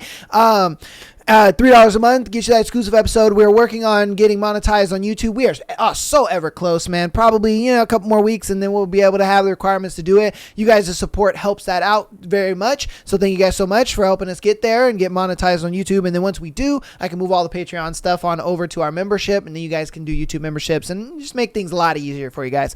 All right. Audio listeners, thank you guys for all the support. You guys have been absolutely killing it in the game. Thank you so much, and I appreciate everything that you guys have been doing, downloading the episodes as well as coming back every week and checking it out and listening to you boys every Sunday, checking out the book, listening to your boy every Tuesday. So I appreciate it so very much. Let's see. Keep downloading the episodes, as well as rating us 5 stars on your preferred platform. If you want to help out even more, go ahead and follow us on Instagram, TikTok, as well as subscribing on YouTube. All of that is free and helps out a lot. Bless you. Thank you. All right. Announcements. Did you want to add any announcements in there? Not so much really. Just on my social medias, right? More so, like we said last time, I'm gonna start posting a lot of stuff about my job, my come up in the life insurance industry, as well as just some more helpful stuff for you guys. I'm just gonna be sharing my thoughts as like a father, as I travel through life. So if you guys have questions, comments, concerns, whatever the case may be, you want a little bit of extra me, extra bit of him, whatever the case may be, I'll be posting just some different stuff on my channel. Or on my Instagram, my TikTok, stuff like that. Yeah. So, His socials are down in the description. They'll be the first Yeah. links you see before or after the link tree. So after the link tree, you guys will see his links down there. But yeah, I'll probably put it on screen somewhere. I'll get that queued up next time. That way it's on screen for people. But yeah, so definitely go check him out. Links are down in the description. And without further ado, let's get into today's scenarios, man. So let's get into our first scenario we got for you guys today. Another man texted, "I missed you," to my partner. What would you make of this? All right. It was 3 of us. The baby was barely 5 months old at the time. I was playing music and I decided to change the song on her phone, and a message from an unsaved number popped up on her phone saying, "I miss you." When I asked about it, she told me it was just someone who wanted her and that she had last seen him 2 years ago, and it's someone that wants her and she's always rejected him. She blocked the number, but still it would play in my head as a man. Why would I text a girl that I missed her if I've never been with her? It didn't make sense. The message never sat right with me. Months later, I impersonated her and he fell for it. I texted the guy to understand what he meant while believing he was speaking to her. Confirmed the last time they were together was at a hotel/apartment. Confirmed a timeline of over 6 months. Rated their sex and head. He said he missed her, wanted her right now, and even planned to meet her on a specific day. Once my partner realized what happened, she denied everything and contacted him, after which he backtracked and claimed he didn't know who he was talking to. However, his explanations didn't line up, including referencing a public figure who wouldn't even have phone access at the time, confirmed because she was a constant on a live TV show that spanned over 3 months. Once the guy noticed I was the one speaking, he flat out egoed me and said things like, "She was mine before you, and that will never change." Damn. You think you the first ninja to hit her? Oh, these are black dudes, okay? Because he's like, you think you the first nigga that got her? I can hit your girl, but you can never hit mine. I don't give a fuck what you say. The fact is, you will always come after me. The dumbass 304 still has the audacity to save face and lie and say he said all those things because he wants her and he'd say anything for me to leave her, and he can get her. So he lied about who he thought he was talking to, and he lied again about me coming after him. I've just realized that now that she actually saying he lied twice. Am I in the wrong for walking away with the story when the story keeps changing and I don't believe it anymore? No. What? I laugh at. I don't laugh at these scenarios, but I laugh because, like, for me, the answer is obvious. Where it's like, he said it out loud. He was like, "Yeah, I mean, your fucking head was phenomenal, baby girl." Like, you know what I mean? And like, you got that confirmation. She was like, "No," and that was her explanation. No, like, no, wrong. Didn't happen. Like, what? What? How? What do you mean? Nah, brother. You like, stupid. Yeah, she got caught. She blocked the number because. She only blocked the number because she got caught. Oh, 100%. And then there's no guarantee she kept the number blocked. Yeah. Come on, bro. Yeah. Like, what are we doing here, man? Like, I don't even... like he said, the moment you contacted him as her and he was telling you all that shit, you didn't even need to go any further than that. That would have just been your cue to been like, cool, bro, out this camp. Peace. Yeah, for real. Like, peace. I'm out of here. Hey, man, I know what you doing. I know how you doing it. Look, go ahead. Read them texts right there, bitch. I'm out. Yeah. Like, why are you staying? Yeah. Why are you staying around? Well, they got a little baby. They got a little baby thing. I get that. So I could kind of understand it, but at the same time, you got to just get the fuck up out of there because she lied, and then he was like, yeah. Like, he tried to ego you. And yeah, he had the bravado. He was like, yeah, man, I had her first, and that's my girl, and I'm always gonna be hitting your girl. You never gonna be hitting my girl, and it's just like, bruh. I'm like, what the fuck is wrong? That for me is like crazy that's work. Crazy. You know what I mean? Like, woo. I'd be like, okay, clearly you got an easy bitch. Like, that's for me. I don't give a fuck, bro. Facts. Yeah, you boast about every layup you make too. Like, man, yeah, facts. Like, fuck, bro. Like, because at that point I would just be like, bro, have her. That's yours. Yeah, that's yours. Yeah, that's you. That's you, fam. Peace. I'll do something else. Shit. Either that or I would have been like, fuck it. I'd be cheating on her too. Yeah. I'd be like, hey, dog, let's just share this bitch. Yeah. Whatever, bro. Yeah. Like, if you want to be that, like, weird and not want to leave her and shit. All right, cool, man. Fuck it. Yeah, let'd be like, yeah, we both fucking on this bitch. Yeah. It is what it is, man. Yeah. Then you go out and you go get you some bitches. Yeah, because, I mean, at the end of the day, right, you're going to be staying home taking care of the baby. She's going to be sucking dick, dude. Like, that's what you want for your life? Like, bro. Dude. Or, I mean, if you got, like he said, if you guys are cool with it, you know what I mean? She goes out, sucks dick. You take care of the baby. She takes care of the baby. You go get your dick sucked. Whatever. You know know? what I mean? Yeah. just You find some have way. a little arrangement. You'll be good. Or Yeah, you know, because if that's what you want. yeah, and I only say that because like you did bring up a good point. They got a little baby thing. Yeah. So the fact they got a little baby, it's like, all right, I get it. You may not want to like move away from that dynamic so soon, and that's cool. That's fine. I ain't tripping with that. But you got to have an arrangement, bro. That helps you out. Yes. You know what I mean? So yeah, man. Yeah, definitely. All right, on to our next one. My girlfriend went out with the neighbor. Okay. I got home from work and we had a serious discussion about a news story about a couple where the woman cheated and the man on the man, and then the man killed the children. I simply said that both of them were wrong and that the man committed a terrible crime. She said she would always defend the woman. Up to that point, everything was fine. I wasn't defending either the man or the woman. At the end of the discussion, she told me that after church, a neighbor invited her to get something to eat and she accepted. She said he touched her, but she didn't let him. And asked him to drop her off at a fast food instead. In the end, he paid the bill at the bakery and at the fast food. After hearing all of that, I asked her if she could actually be pregnant since we had unprotected sex.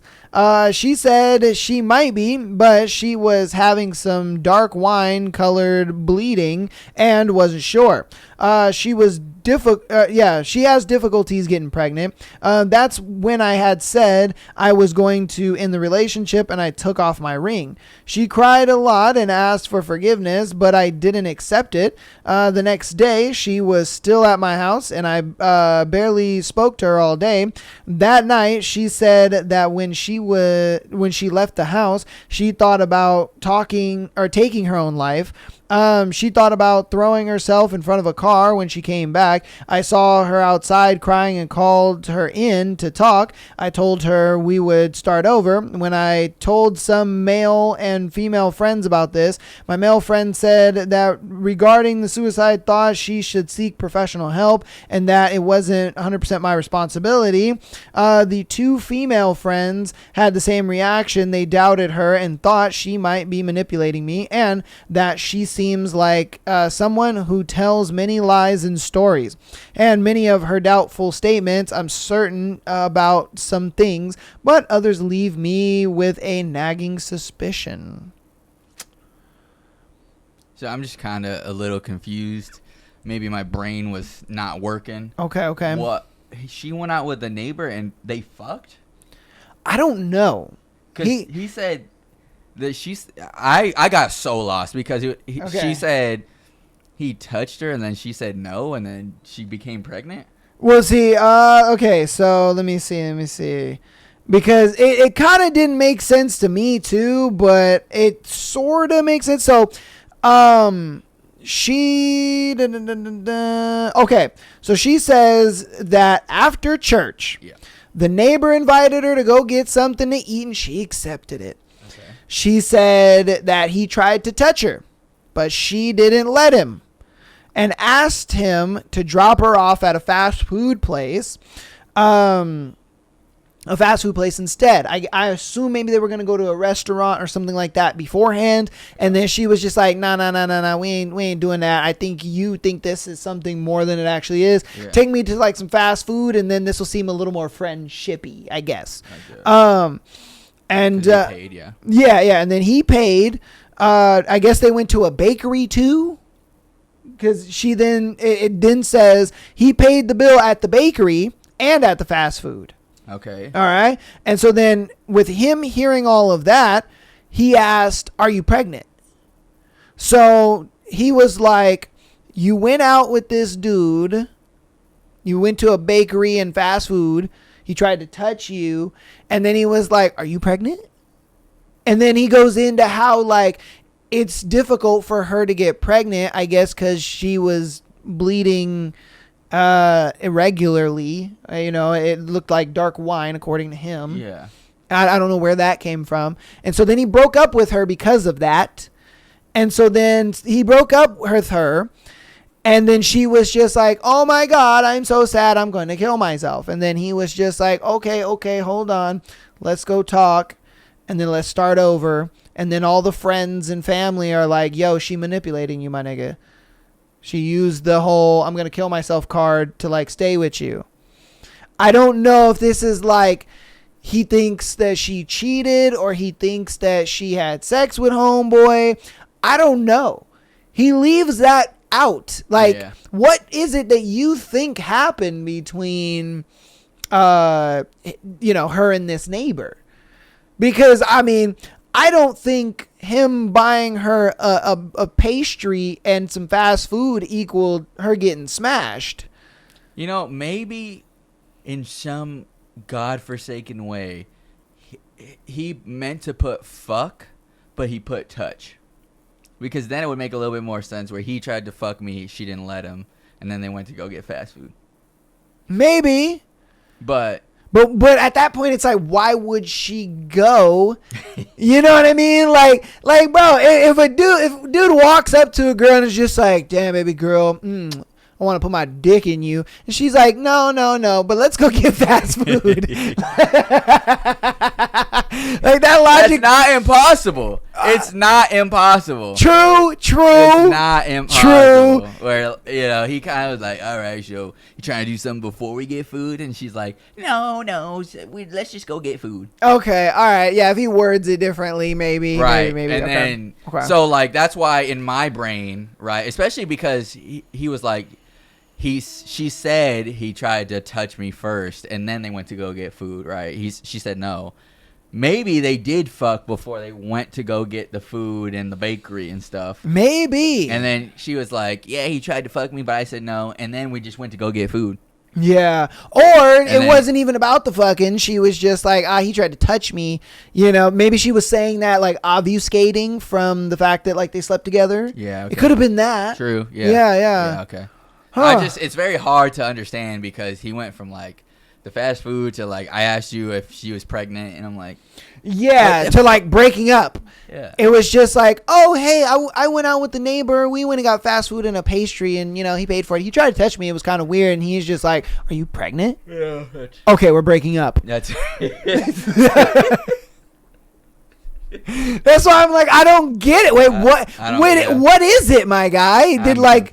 Did she fuck homeboy and you found out? Yeah. Was it a thing where you were like, wait a minute, we haven't had sex and she's over here like showing or something? Maybe, or talking about she's pregnant. I don't know. Or showing signs that she is. Yeah, that's what I mean by like she was like her belly was showing a little bit. Yeah. Like, they were like, yeah, okay, he tried to touch you. That's weird. And then a little bit later, tummy. Or maybe it was because remember he talked about like the blood and like it was maybe she had a miscarriage.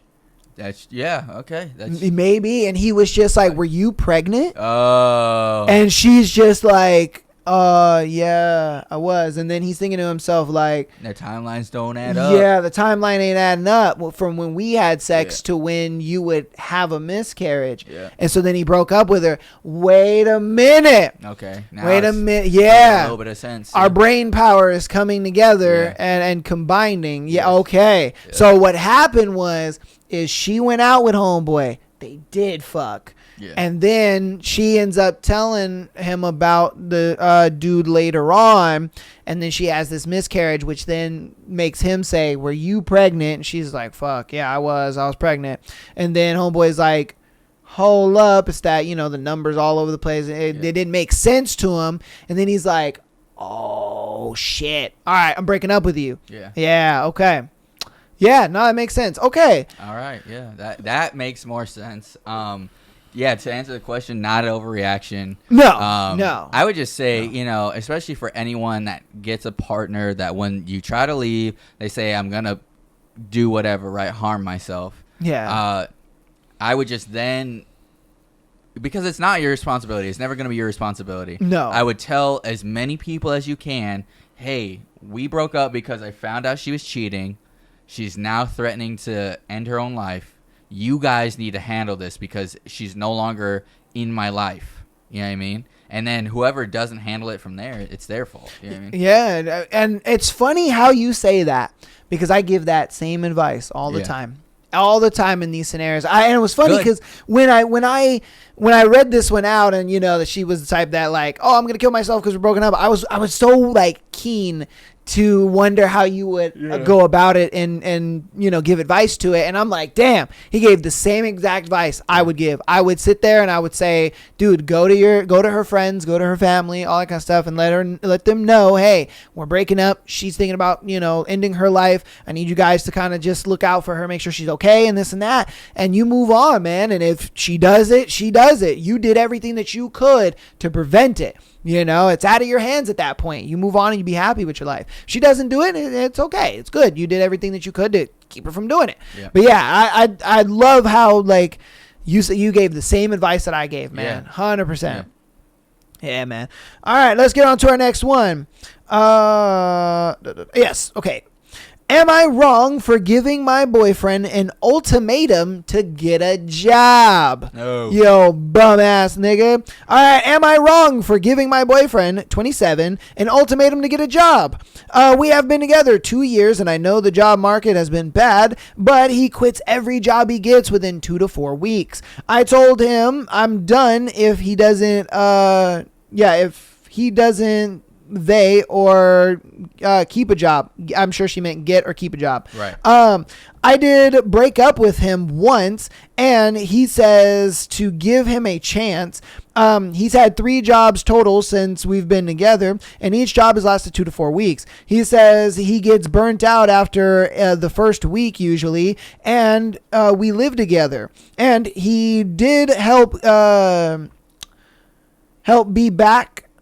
me after back surgery a year ago. He does help drive me places due to my back pain, but does not contribute financially.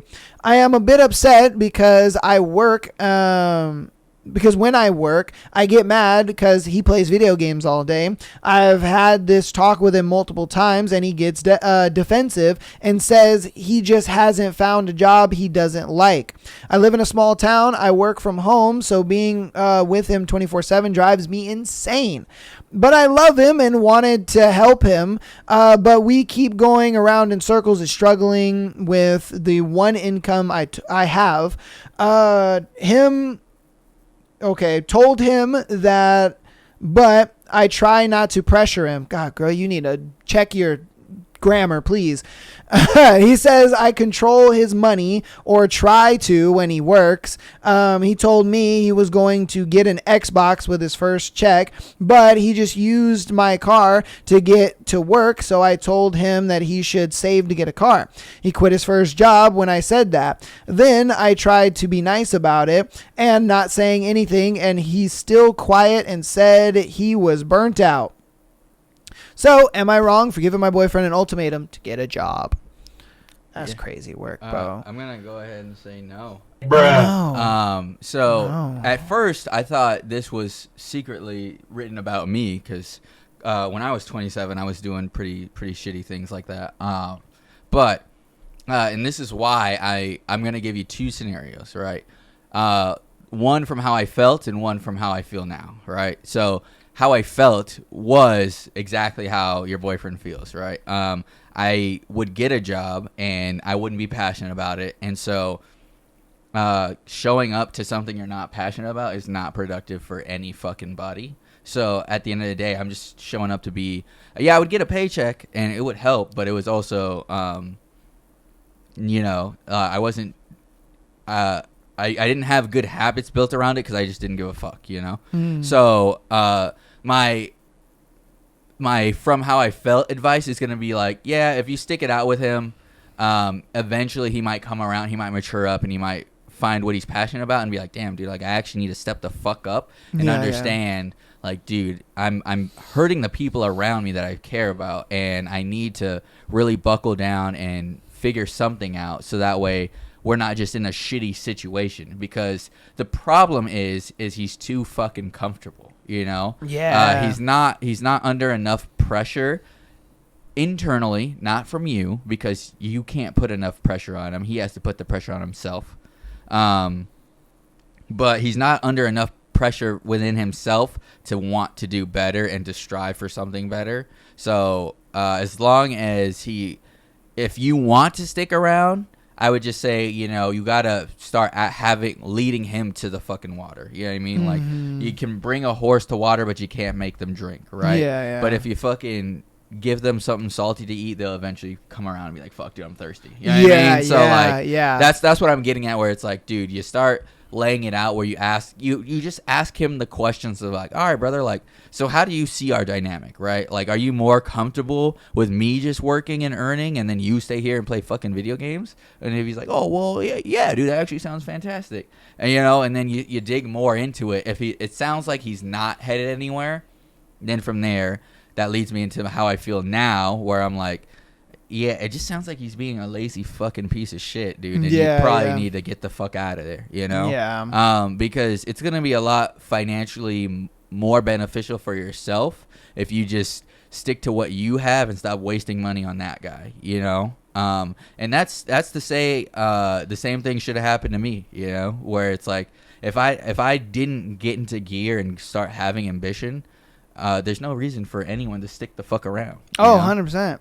Yeah, and I can say that about myself, you know, like if I had no ambition, it makes sense as to why I wouldn't fucking have like a wife or kids or, you know, friends or, you know, things that I wanted in life, you know. Yeah. And that's why you know, eventually, right? I mean, hopefully he doesn't fucking stay a piece of shit, but, you know, eventually he will figure out like, you know what, I kind of do want more for life than just getting mad at Timmy for fucking me up on Xbox and fucking my wife and my girlfriend comes home and yells at me about, you know, work and whatever the case may be, you know, and then from there he'll fucking hopefully do better, but I wouldn't give it too fucking long. You know what I mean? Yeah, I would not give it too long. And also, like, try to show him like interests and, you know, things, because like, you can always do things from home. Like, if he enjoys playing video games and stuff like that, it's like, dude, get him off his ass and have him create a YouTube channel. Yeah. You know what I mean? Or get him into streaming or something like that. You know what I mean? Like, try to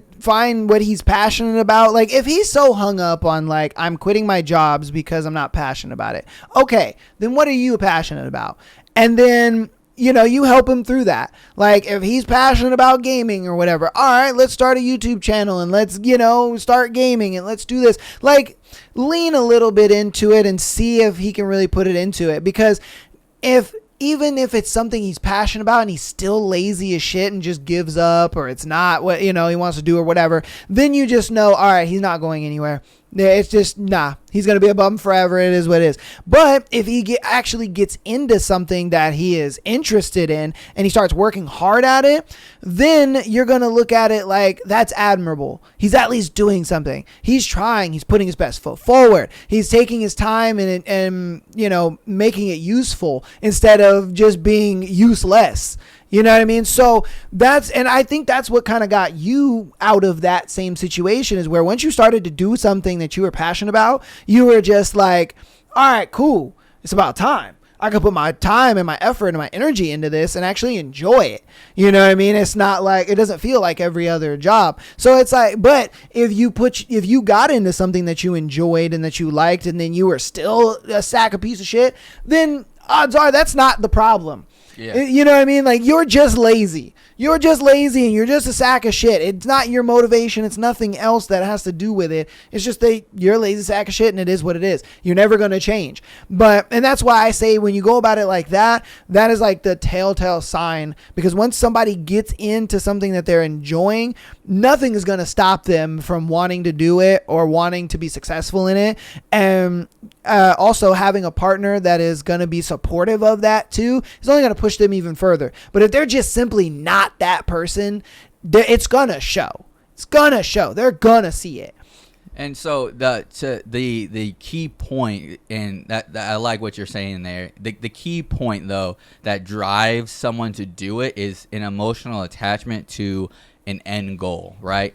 No one in their right mind, right? If we sat a fucking hamster wheel in front of this camera and one of us was like, yeah, just walk on this wheel until I say stop. Yeah. Neither one of us is going to fucking do that. But if, like, you know, YouTube came down and was like, yeah, if you walk on this wheel for like 12 hours straight, dude, we'll give you $10 million.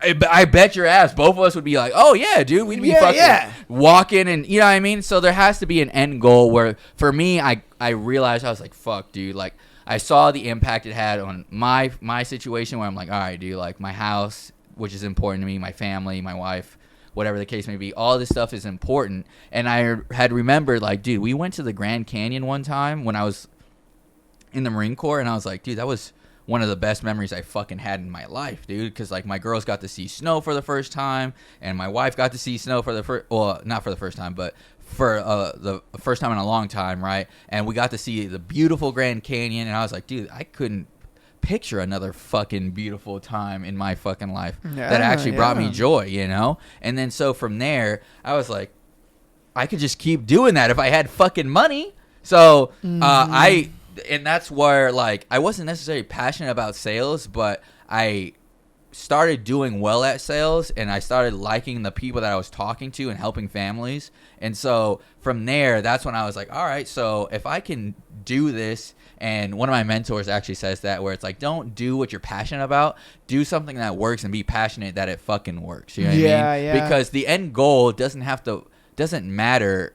No, the end goal matters more than the process for it, right? And someone else that I follow heavily on social media says that if you are procrastinating, or if you're being lazy about something, it's because the end goal is not strong enough to justify the work that you have to do to get there, right? Okay. If you think about any like video game, right? He's a gamer. You think about any video game that he plays, there's an end goal that he's trying to achieve, whether it's beating the game, prestiging, grinding until he has enough XP for something, right? There's some type of unlock that he's trying to get to, that where no matter how boring the game gets, he's like, dude, I'm going to get to this goal because I want this end goal. And then that drives him to be excited about the boring shit of, you know, jumping into the lobby over and over and over again and grinding and shit like that. And he has to find that exact same thing for real life, where it's like that end goal of, like, you know,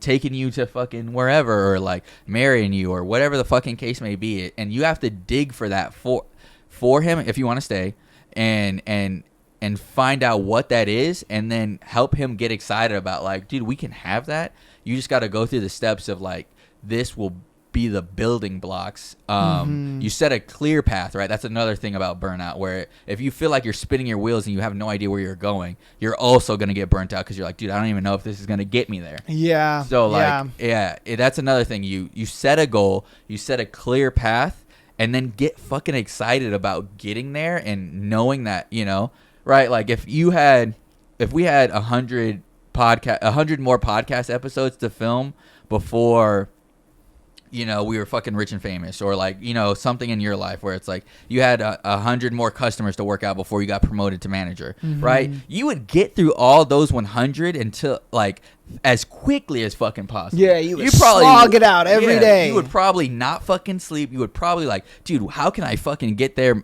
faster? Yeah, you know early mornings, late nights, all that. Yeah, so I can be at that number quicker. And it's the same shit for him. He needs to find that end goal to where, like, all right, if I map out this amount of fucking whatever, right, I'm going to try my hardest to hit that number quick as shit in order to have that success. And then from there, right, keep moving the goalpost, right? That goes for anyone, right? Because success is not an end destination, it's a journey, right? It's a never-ending journey. And so from there, you know, you're going to hit one goal and be like, all right, let me double that. And then from there, you'll just have an infinite way to never be burnt out ever again. Yeah, man. Hey, that's masterclass. I ain't gonna lie to you.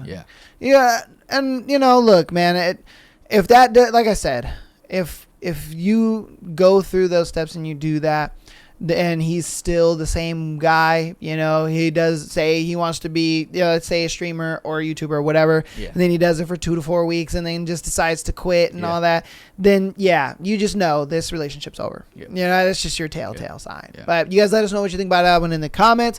Let's get on to our next one. Am I overreacting for leaving my boyfriend after his ultimatum?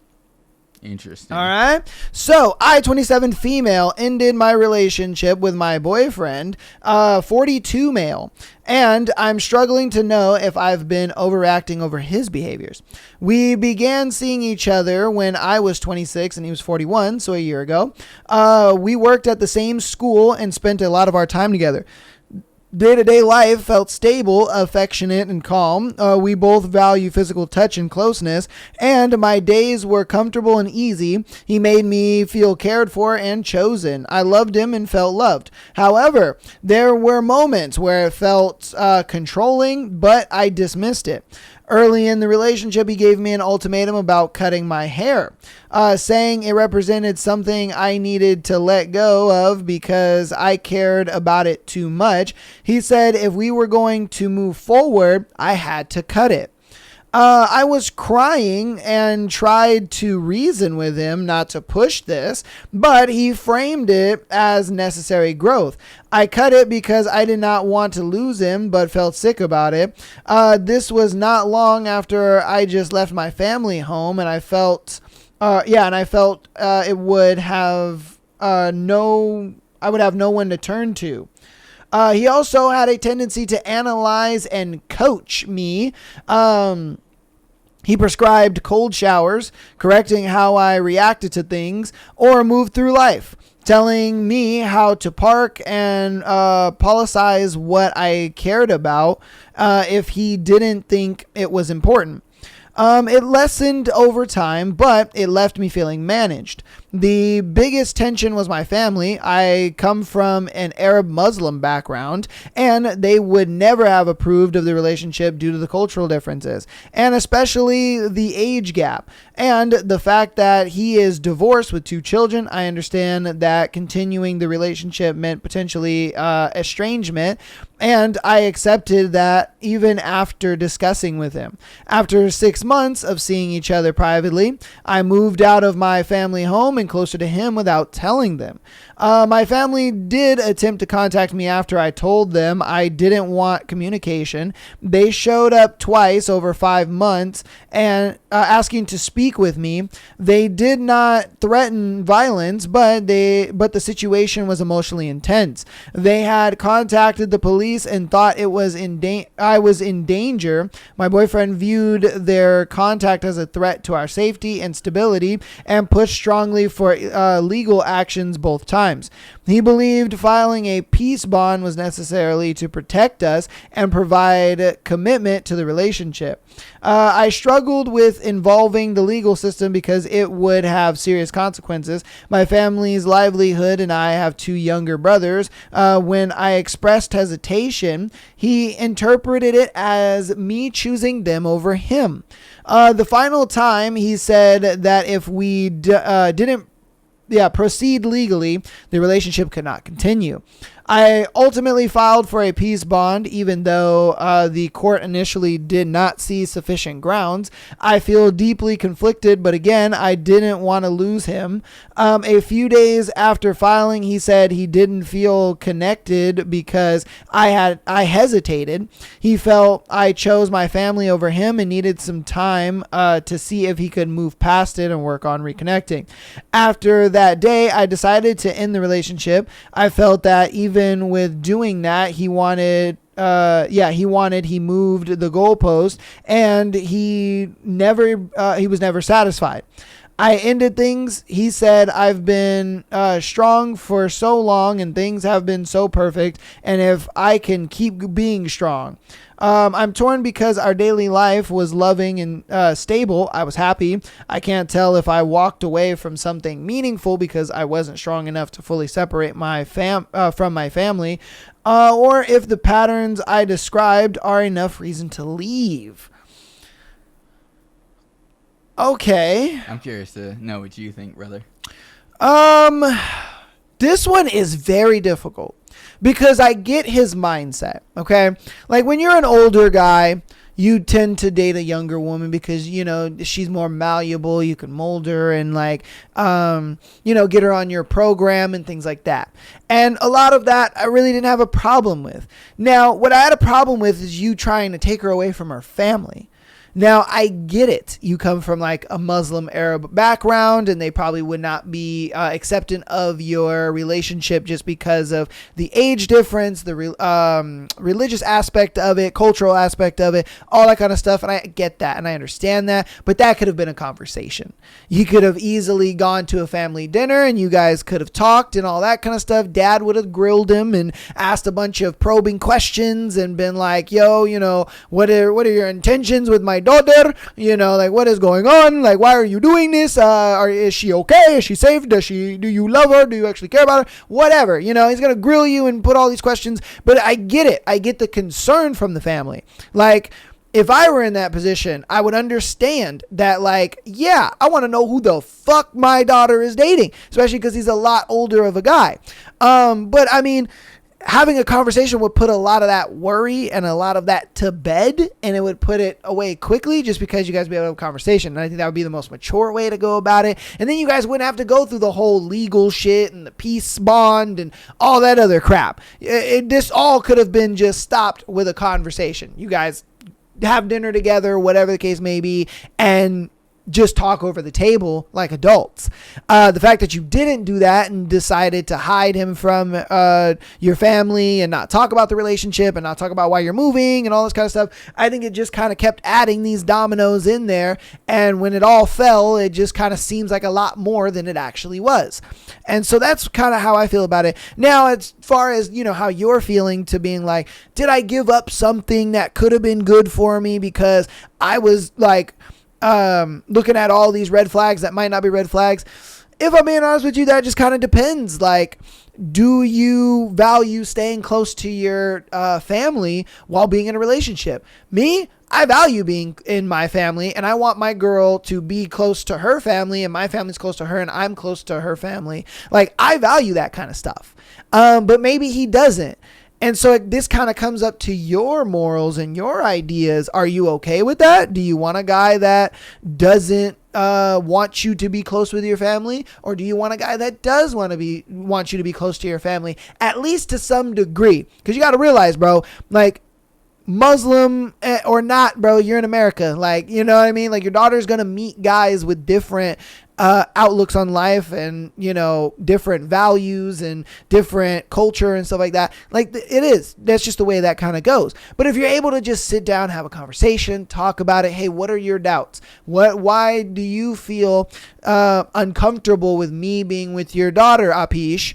And Apish is just like, well, these are my things and this is what I want to know. And what is going on? Why are you 42 and she's 23? Like, what is going on? Where did you guys meet? How did you guys meet? And what do you guys have in common? What is going on? Because those are the things that he's worrying about. Those are the questions that he has, rightfully so. But if you're able to just be like, shit, Rapish, like, we met at the school, we clicked, got together, you know what I mean? I really gravitated toward her because of X, Y, and Z, you know what I mean? She was like, oh my God, I really like this. Then, we got to know each other even more. A, B, and C, that all clicked. We were just good. Everything just felt right. And so we went on a date and everything felt good. And you know what I mean? And then your girl is going to back you up on that because she's going to see how you're like handling those questions, those really tough questions. She's going to see how you're handling it. She's going to back it up like, yeah, Dad, I feel really safe with him. I feel he loves me and cares about me and everything is just great. I'm so happy in this relationship. Like, I'm safe, Apish, you know what I mean? And he's going to be like, oh, shit, I don't like it, but I'm going to trust my daughter's judgment in this. But with this whole peace bond and him being like, oh, no, you can't see them. And, we should go legally. Apish is just like, see, I told you. What? Not right for my daughter. No, thank you. Fuck out of here. No Slurpees for you at the 7-Eleven. No, thank you. I'm just telling you that, like, that's what Mans is thinking. Mans is mad. He's pissed. Rightfully so. Yeah. Oh my God. So, a couple things, right? Sorry, I love my Muslim brothers and sisters. All right, Yeah. I think the accent was more Indian than Arabic, but I mean, they so mixed, man. God damn it. So for myself, right, this is something that, just a long story short, right, my answer to your question is I do feel like you gave up a little too early because you were uncomfortable, right? For me, I've especially now in my life specifically, I've come to more of the terms of like, dude, family does not mean shit, dude. I don't give a fuck. Blood does not mean anything to me.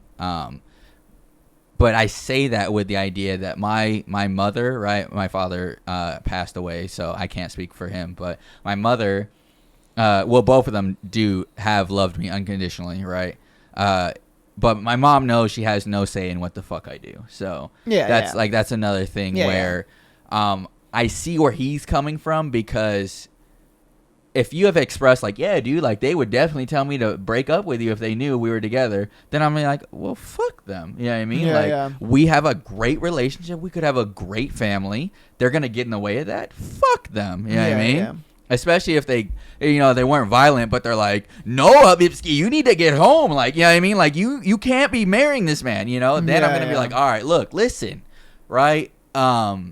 If they're going to play too much of a factor in whether or not we can actually stay together and be happy, fuck them, right? If you want to see them, that's fine. You can see them, but you got to know that, like, it is going to be me or them, because if we're going to have children, we're going to have a happy life together. And this will go for any man, right? If they're going to play such a big factor in the dynamic of your family to where he can't lead as a man because you're too busy listening to your family, then it's like there's no point in staying in the relationship with you, because that he's not going to be able to your family is not going to flourish because it's not your family, it's your parents' family. I mean, they're going to be raising your children through puppeting you by telling you what the fuck to do. You know what I mean? And no man's going to stick around for that. You know what I mean? And so that's where I'm like, I get it where culturally, if you married a Muslim dude and he acted the same way as your parents do and they approved, then things would go a lot smoother. But at the same time, right, if what my boy here was saying, you couldn't, like, what couldn't happen was you guys sit all down and talk about, like, hey, I understand we're culturally different, but at the same time, I've done my absolute best as a 40-year-old man to, like, provide for your daughter, make sure she's taken care of, make sure she gets what she wants, make sure she's on the path to success, right? Like I said, success is not a final destination. It is a ever stretching journey, right? So of course he's gonna move the goalpost where it's like, hey, all right, we'll hit this goal, let's see if you can do it, all right, and then we just keep going, where like constantly in life, right, as a man, we are always now trying to strive for more, right? If we're staying stagnant, then we're gonna end up losing money or losing what we fucking had. You know what I mean? If you're staying still, someone else is moving past you. And that's where it's like, it's the same thing for women, where like if he's leading you and he has an idea for how your dynamic's supposed to be, then you just got to keep going. You know what I mean? There's not going to be, unless you want it, there's not going to be an end goal for you to hit where you're like, all right, now I don't have to do anything else because I've hit every check mark in life and I can just live my life the exact same way the entire time. You know what I mean? And then so like that's what he's trying to avoid you doing, is like staying stagnant where he's not staying stagnant, So I feel like you not wanting to lose him was your mind telling you like, dude, this is actually worth it. We need to continue to keep up with this. And you ended it too soon because it's like, I get it was probably stressful for you, but like you said, you felt safe, you felt loved, everything was going fantastic.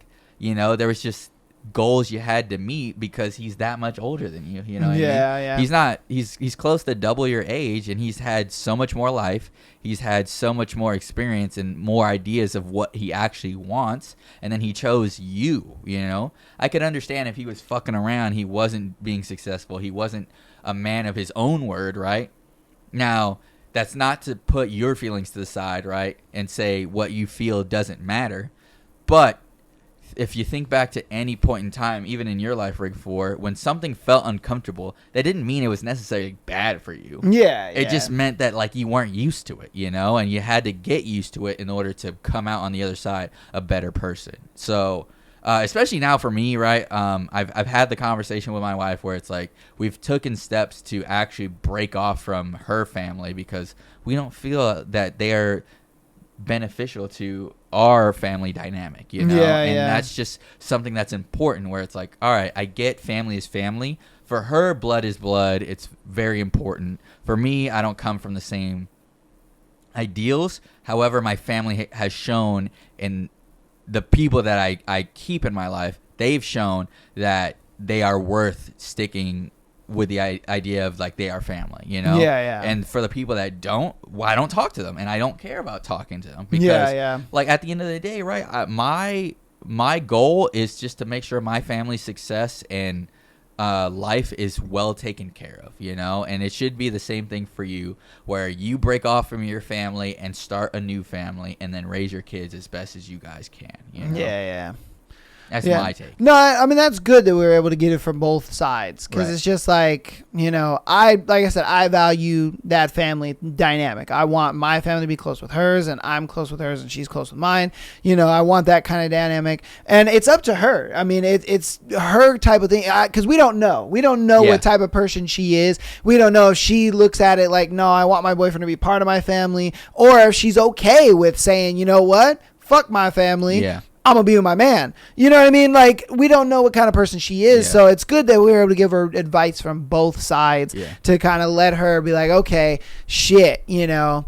But yeah, I think it's a thing where I agree with him as far as staying with the guy. Yeah. I agree with that. Like, I was in no way, shape, or form being like, nah, you it was good that you guys broke up. Nah, it's just more of a thing where this could have all been prevented. It was more of my thing. Like, this could have been easily prevented by you guys just talking and sitting down and having a conversation. Because, dude, the amount of times I've had girlfriends' dads grill the fuck out of me, you know, and then I just answer the questions, boom, boom, boom, and then it kind of puts a lot of their, like, doubt to rest, and like, all right, he ain't that bad of a guy. You know what I mean? And that's all it really comes down to. Like, dad is just making sure his baby girl is all right, and that's understandable. You know what I mean? And since you come from a Muslim background, I guarantee you family is a big thing for her. But I get it. You know, we're also in America, though. Yeah. You know what I mean? Like, it's cool to be Muslim, that's fine, but she's going to run into a lot more of American values than she is Muslim values. Yeah. So I can see, like, that still being viable. Yeah. You know, where she's just like, man, nah, fuck y'all, man. I got to go with my man. So you guys let us know what you think about it in the comments. You let us know what you think, what advice you would probably give her, if you agree with me or him. All right, we're going to get on to our last one. For today's episode. This one is, am I overreacting? I think my boyfriend is gay. Oof. All right. I, 21 female, have been with my boyfriend, 20 male, for 6 months. A couple of months into our relationship, he asked if we could try pegging. What did he say? That's crazy. Okay. He thought that I would be into it, so I decided to give it a try. Ever since, that's all he wants. He never seems interested in giving me pleasure and will only do it if I promise to peg him. At first, I thought it was because he wanted me to dom him, but I feel like he is more in control of the situation. I asked him, how come you wanted to experiment with this? He then said in return, my ex put me off of vagina. I honestly don't know what to do. Am I overreacting? Bruh. Oh, bruh, he's gay. Come on, man. Like, what the fuck are we talking about? Bro is gay. There ain't no dude, there ain't no straight dude that sits there and it's just like, babe, peg me. Like, that just doesn't happen. Even those dudes that like the dommy mommies and all that shit, they don't be like, peg me. No. They want to get stomped on, you know, or they want, like, a girl to tell them they have a small penis and shit, but they don't be like, peg me. Bro, that's some gay shit, bro. Yeah, your boyfriend's gay. I'm gonna be just a tad bit more accepting, because I'm not gonna say I'm oblivious to the idea that it's possible, because like I said, there's someone out there for everyone, right? Yeah. There could be a straight dude that likes to get pegged, whatever. However, for the thing that solidified it for me was, like, my ex put me off of off of vagina. Yeah. That to me is like, Yeah. all right, dude is gay. He's probably not comfortable going around men yet because whatever, but he probably is like, you know what, I'm just gonna use this as like a stepping stone to just be gay as fuck. Like, this is just a ladder into my future gay self kind of so thing. Yeah. For him, dude, yeah, definitely gay. Sorry to tell you, or not really. I mean, you can just go find a dude that's not gay. You It's facts. easy. Yeah, It's you know. literally easy. Yeah, they're walking around all over the place. All like, over the you know, place, you're yeah. 21, you're chilling. Like, I don't even know why you pegged this dude in the first place. Yeah. Like, well, I don't know what you thought you were gonna get out of that. Yeah, especially when he was like, he will only start pleasuring you after he gets pegged. It's like, all right, bro. Yeah, that's crazy. He's just Yeah. like, nah, I can only do you with a sore booty hole. Yeah, if It's the you, only way I can do you. I get it. You're young. You're like, is this more common than I think? No, it's not. Yeah, no, it's not common not at all. common at all. No. He's gay. Yeah, That's dude. the joke. No, Yeah. that's an insider between me and him. Yeah. But, he's gay. You gotta find someone else at this point. Yeah, because bro. you can't just keep playing into his fantasy. You just gotta tell him like, hey, dude, super uncomfortable with you being gay now. Just man up, go on Grindr, and you'll find someone else. Yeah. I mean, you can help him on his gay journey. Yeah. You know what I mean? You can open him up to Grindr and be like, hey, you know, like, look, there's this dude that wants to meet you, and you know, get him his little first experience and let him see. Yeah. Let him see what it's about. And he might just be like, thanks. Yeah, don't do it at your house though. No. Don't let him do that shit. No, at your no. house. You guys meet up at a hotel or some shit. Let him do that Yeah. shit on his own time. Yeah, But, yeah, yeah. you If you know. want to be supportive in that way, yeah, dude, let him be gay. Yeah. It's, you know, that's what I mean. Like, let him be supportive about it. You know, show him like, hey, you know, it's okay. It's all right. If you like, you know, you got a little sugar in your shoes and all that. That's okay. It's cool. Yeah. All right, but that's going to go ahead and be today's episode. Hope you guys enjoyed today's episode. I know it was a roller coaster of an episode. It was for us. Again, patreon.com/My The Asshole Podcast. Get that exclusive episode every single Friday, as well as being able to send in your scenario to be featured on the Tuesday and Sunday show like these lovely people did for today. If you want to send in any videos or I guess your Tinder profiles for us to rate and give advice to, definitely put it down there and we'll start doing that. If there's a video you want us to react to, definitely send it to you, boy, and we'll react to it. And yeah, all that good stuff. So audio listeners, thank you guys for all the support and all that good stuff. Man, you guys are going to have to start watching the Sunday episodes though. I ain't going to lie to you. You guys are missing out, audio listeners, on the Sunday episodes. You guys are going to have to start watching. But thank you for all the support. Keep downloading the episodes as well as rating us 5 stars on your preferred platform. If you want to help out us even more, go ahead and follow us on Instagram, TikTok, as well as subscribe on YouTube. All of that is free and helps out very, very much. All links are in the description. And then, got anything to close out? Yeah, brother. I mean, for like I like to say on most of these episodes, thank you guys so much for writing into the show. I appreciate all the asks for advice from both of us. It really helps me organize my thoughts on like what it is that's important to me and like getting myself straight, so I can help you guys a little bit more as well. So it's kind of like a give and take type of deal. Like I talk with Aaron about all the time, I don't really do this necessarily for like the views or the future monetization or whatever the case may be. I do it because I just love helping people and I want to reach as many people as I can. So, like I say, you know, follow us on your preferred platform. We will just continue to be here and crush it all 2026. You know? Yeah, 2026. Me and this guy are taking over, baby. Yeah, taking over, baby. We are here for you guys. And Yeah, I can't wait. Especially with these videos and the Tinder profiles now, it just gives us more to like talk about, hash out.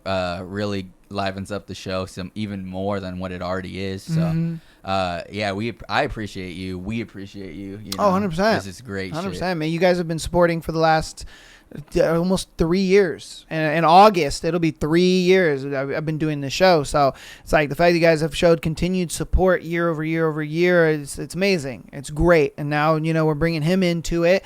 And you guys have seemed to welcome him in with, you know, arms and everything. So, I mean, it's And it's been great because we've had like, you know, military scenarios. We had that scenario even today where, you know, I didn't even know that. Like when you're 27, you're just like, oh, dude, you know, I didn't have a job and I was just sitting around doing nothing or whatever. And like for me, I would have given totally different advice, but you were able to give it, you know, advice from experience. And there's just a lot, which is really good, is like I'm adding more experience to the show to where it's like maybe you've experienced something that I haven't, or I've experienced something you haven't, and we're able to better, you know, give assessments to these scenarios and stuff like that. So it's definitely a win-win. It's definitely, and then it's one of those things where it's like, you know, even if say you're not in this situation or you know somebody that is or whatever, you know, you can bring them to the show or clip it and show it to them and stuff like that. So it always helps people out, you know. For sure. Yeah.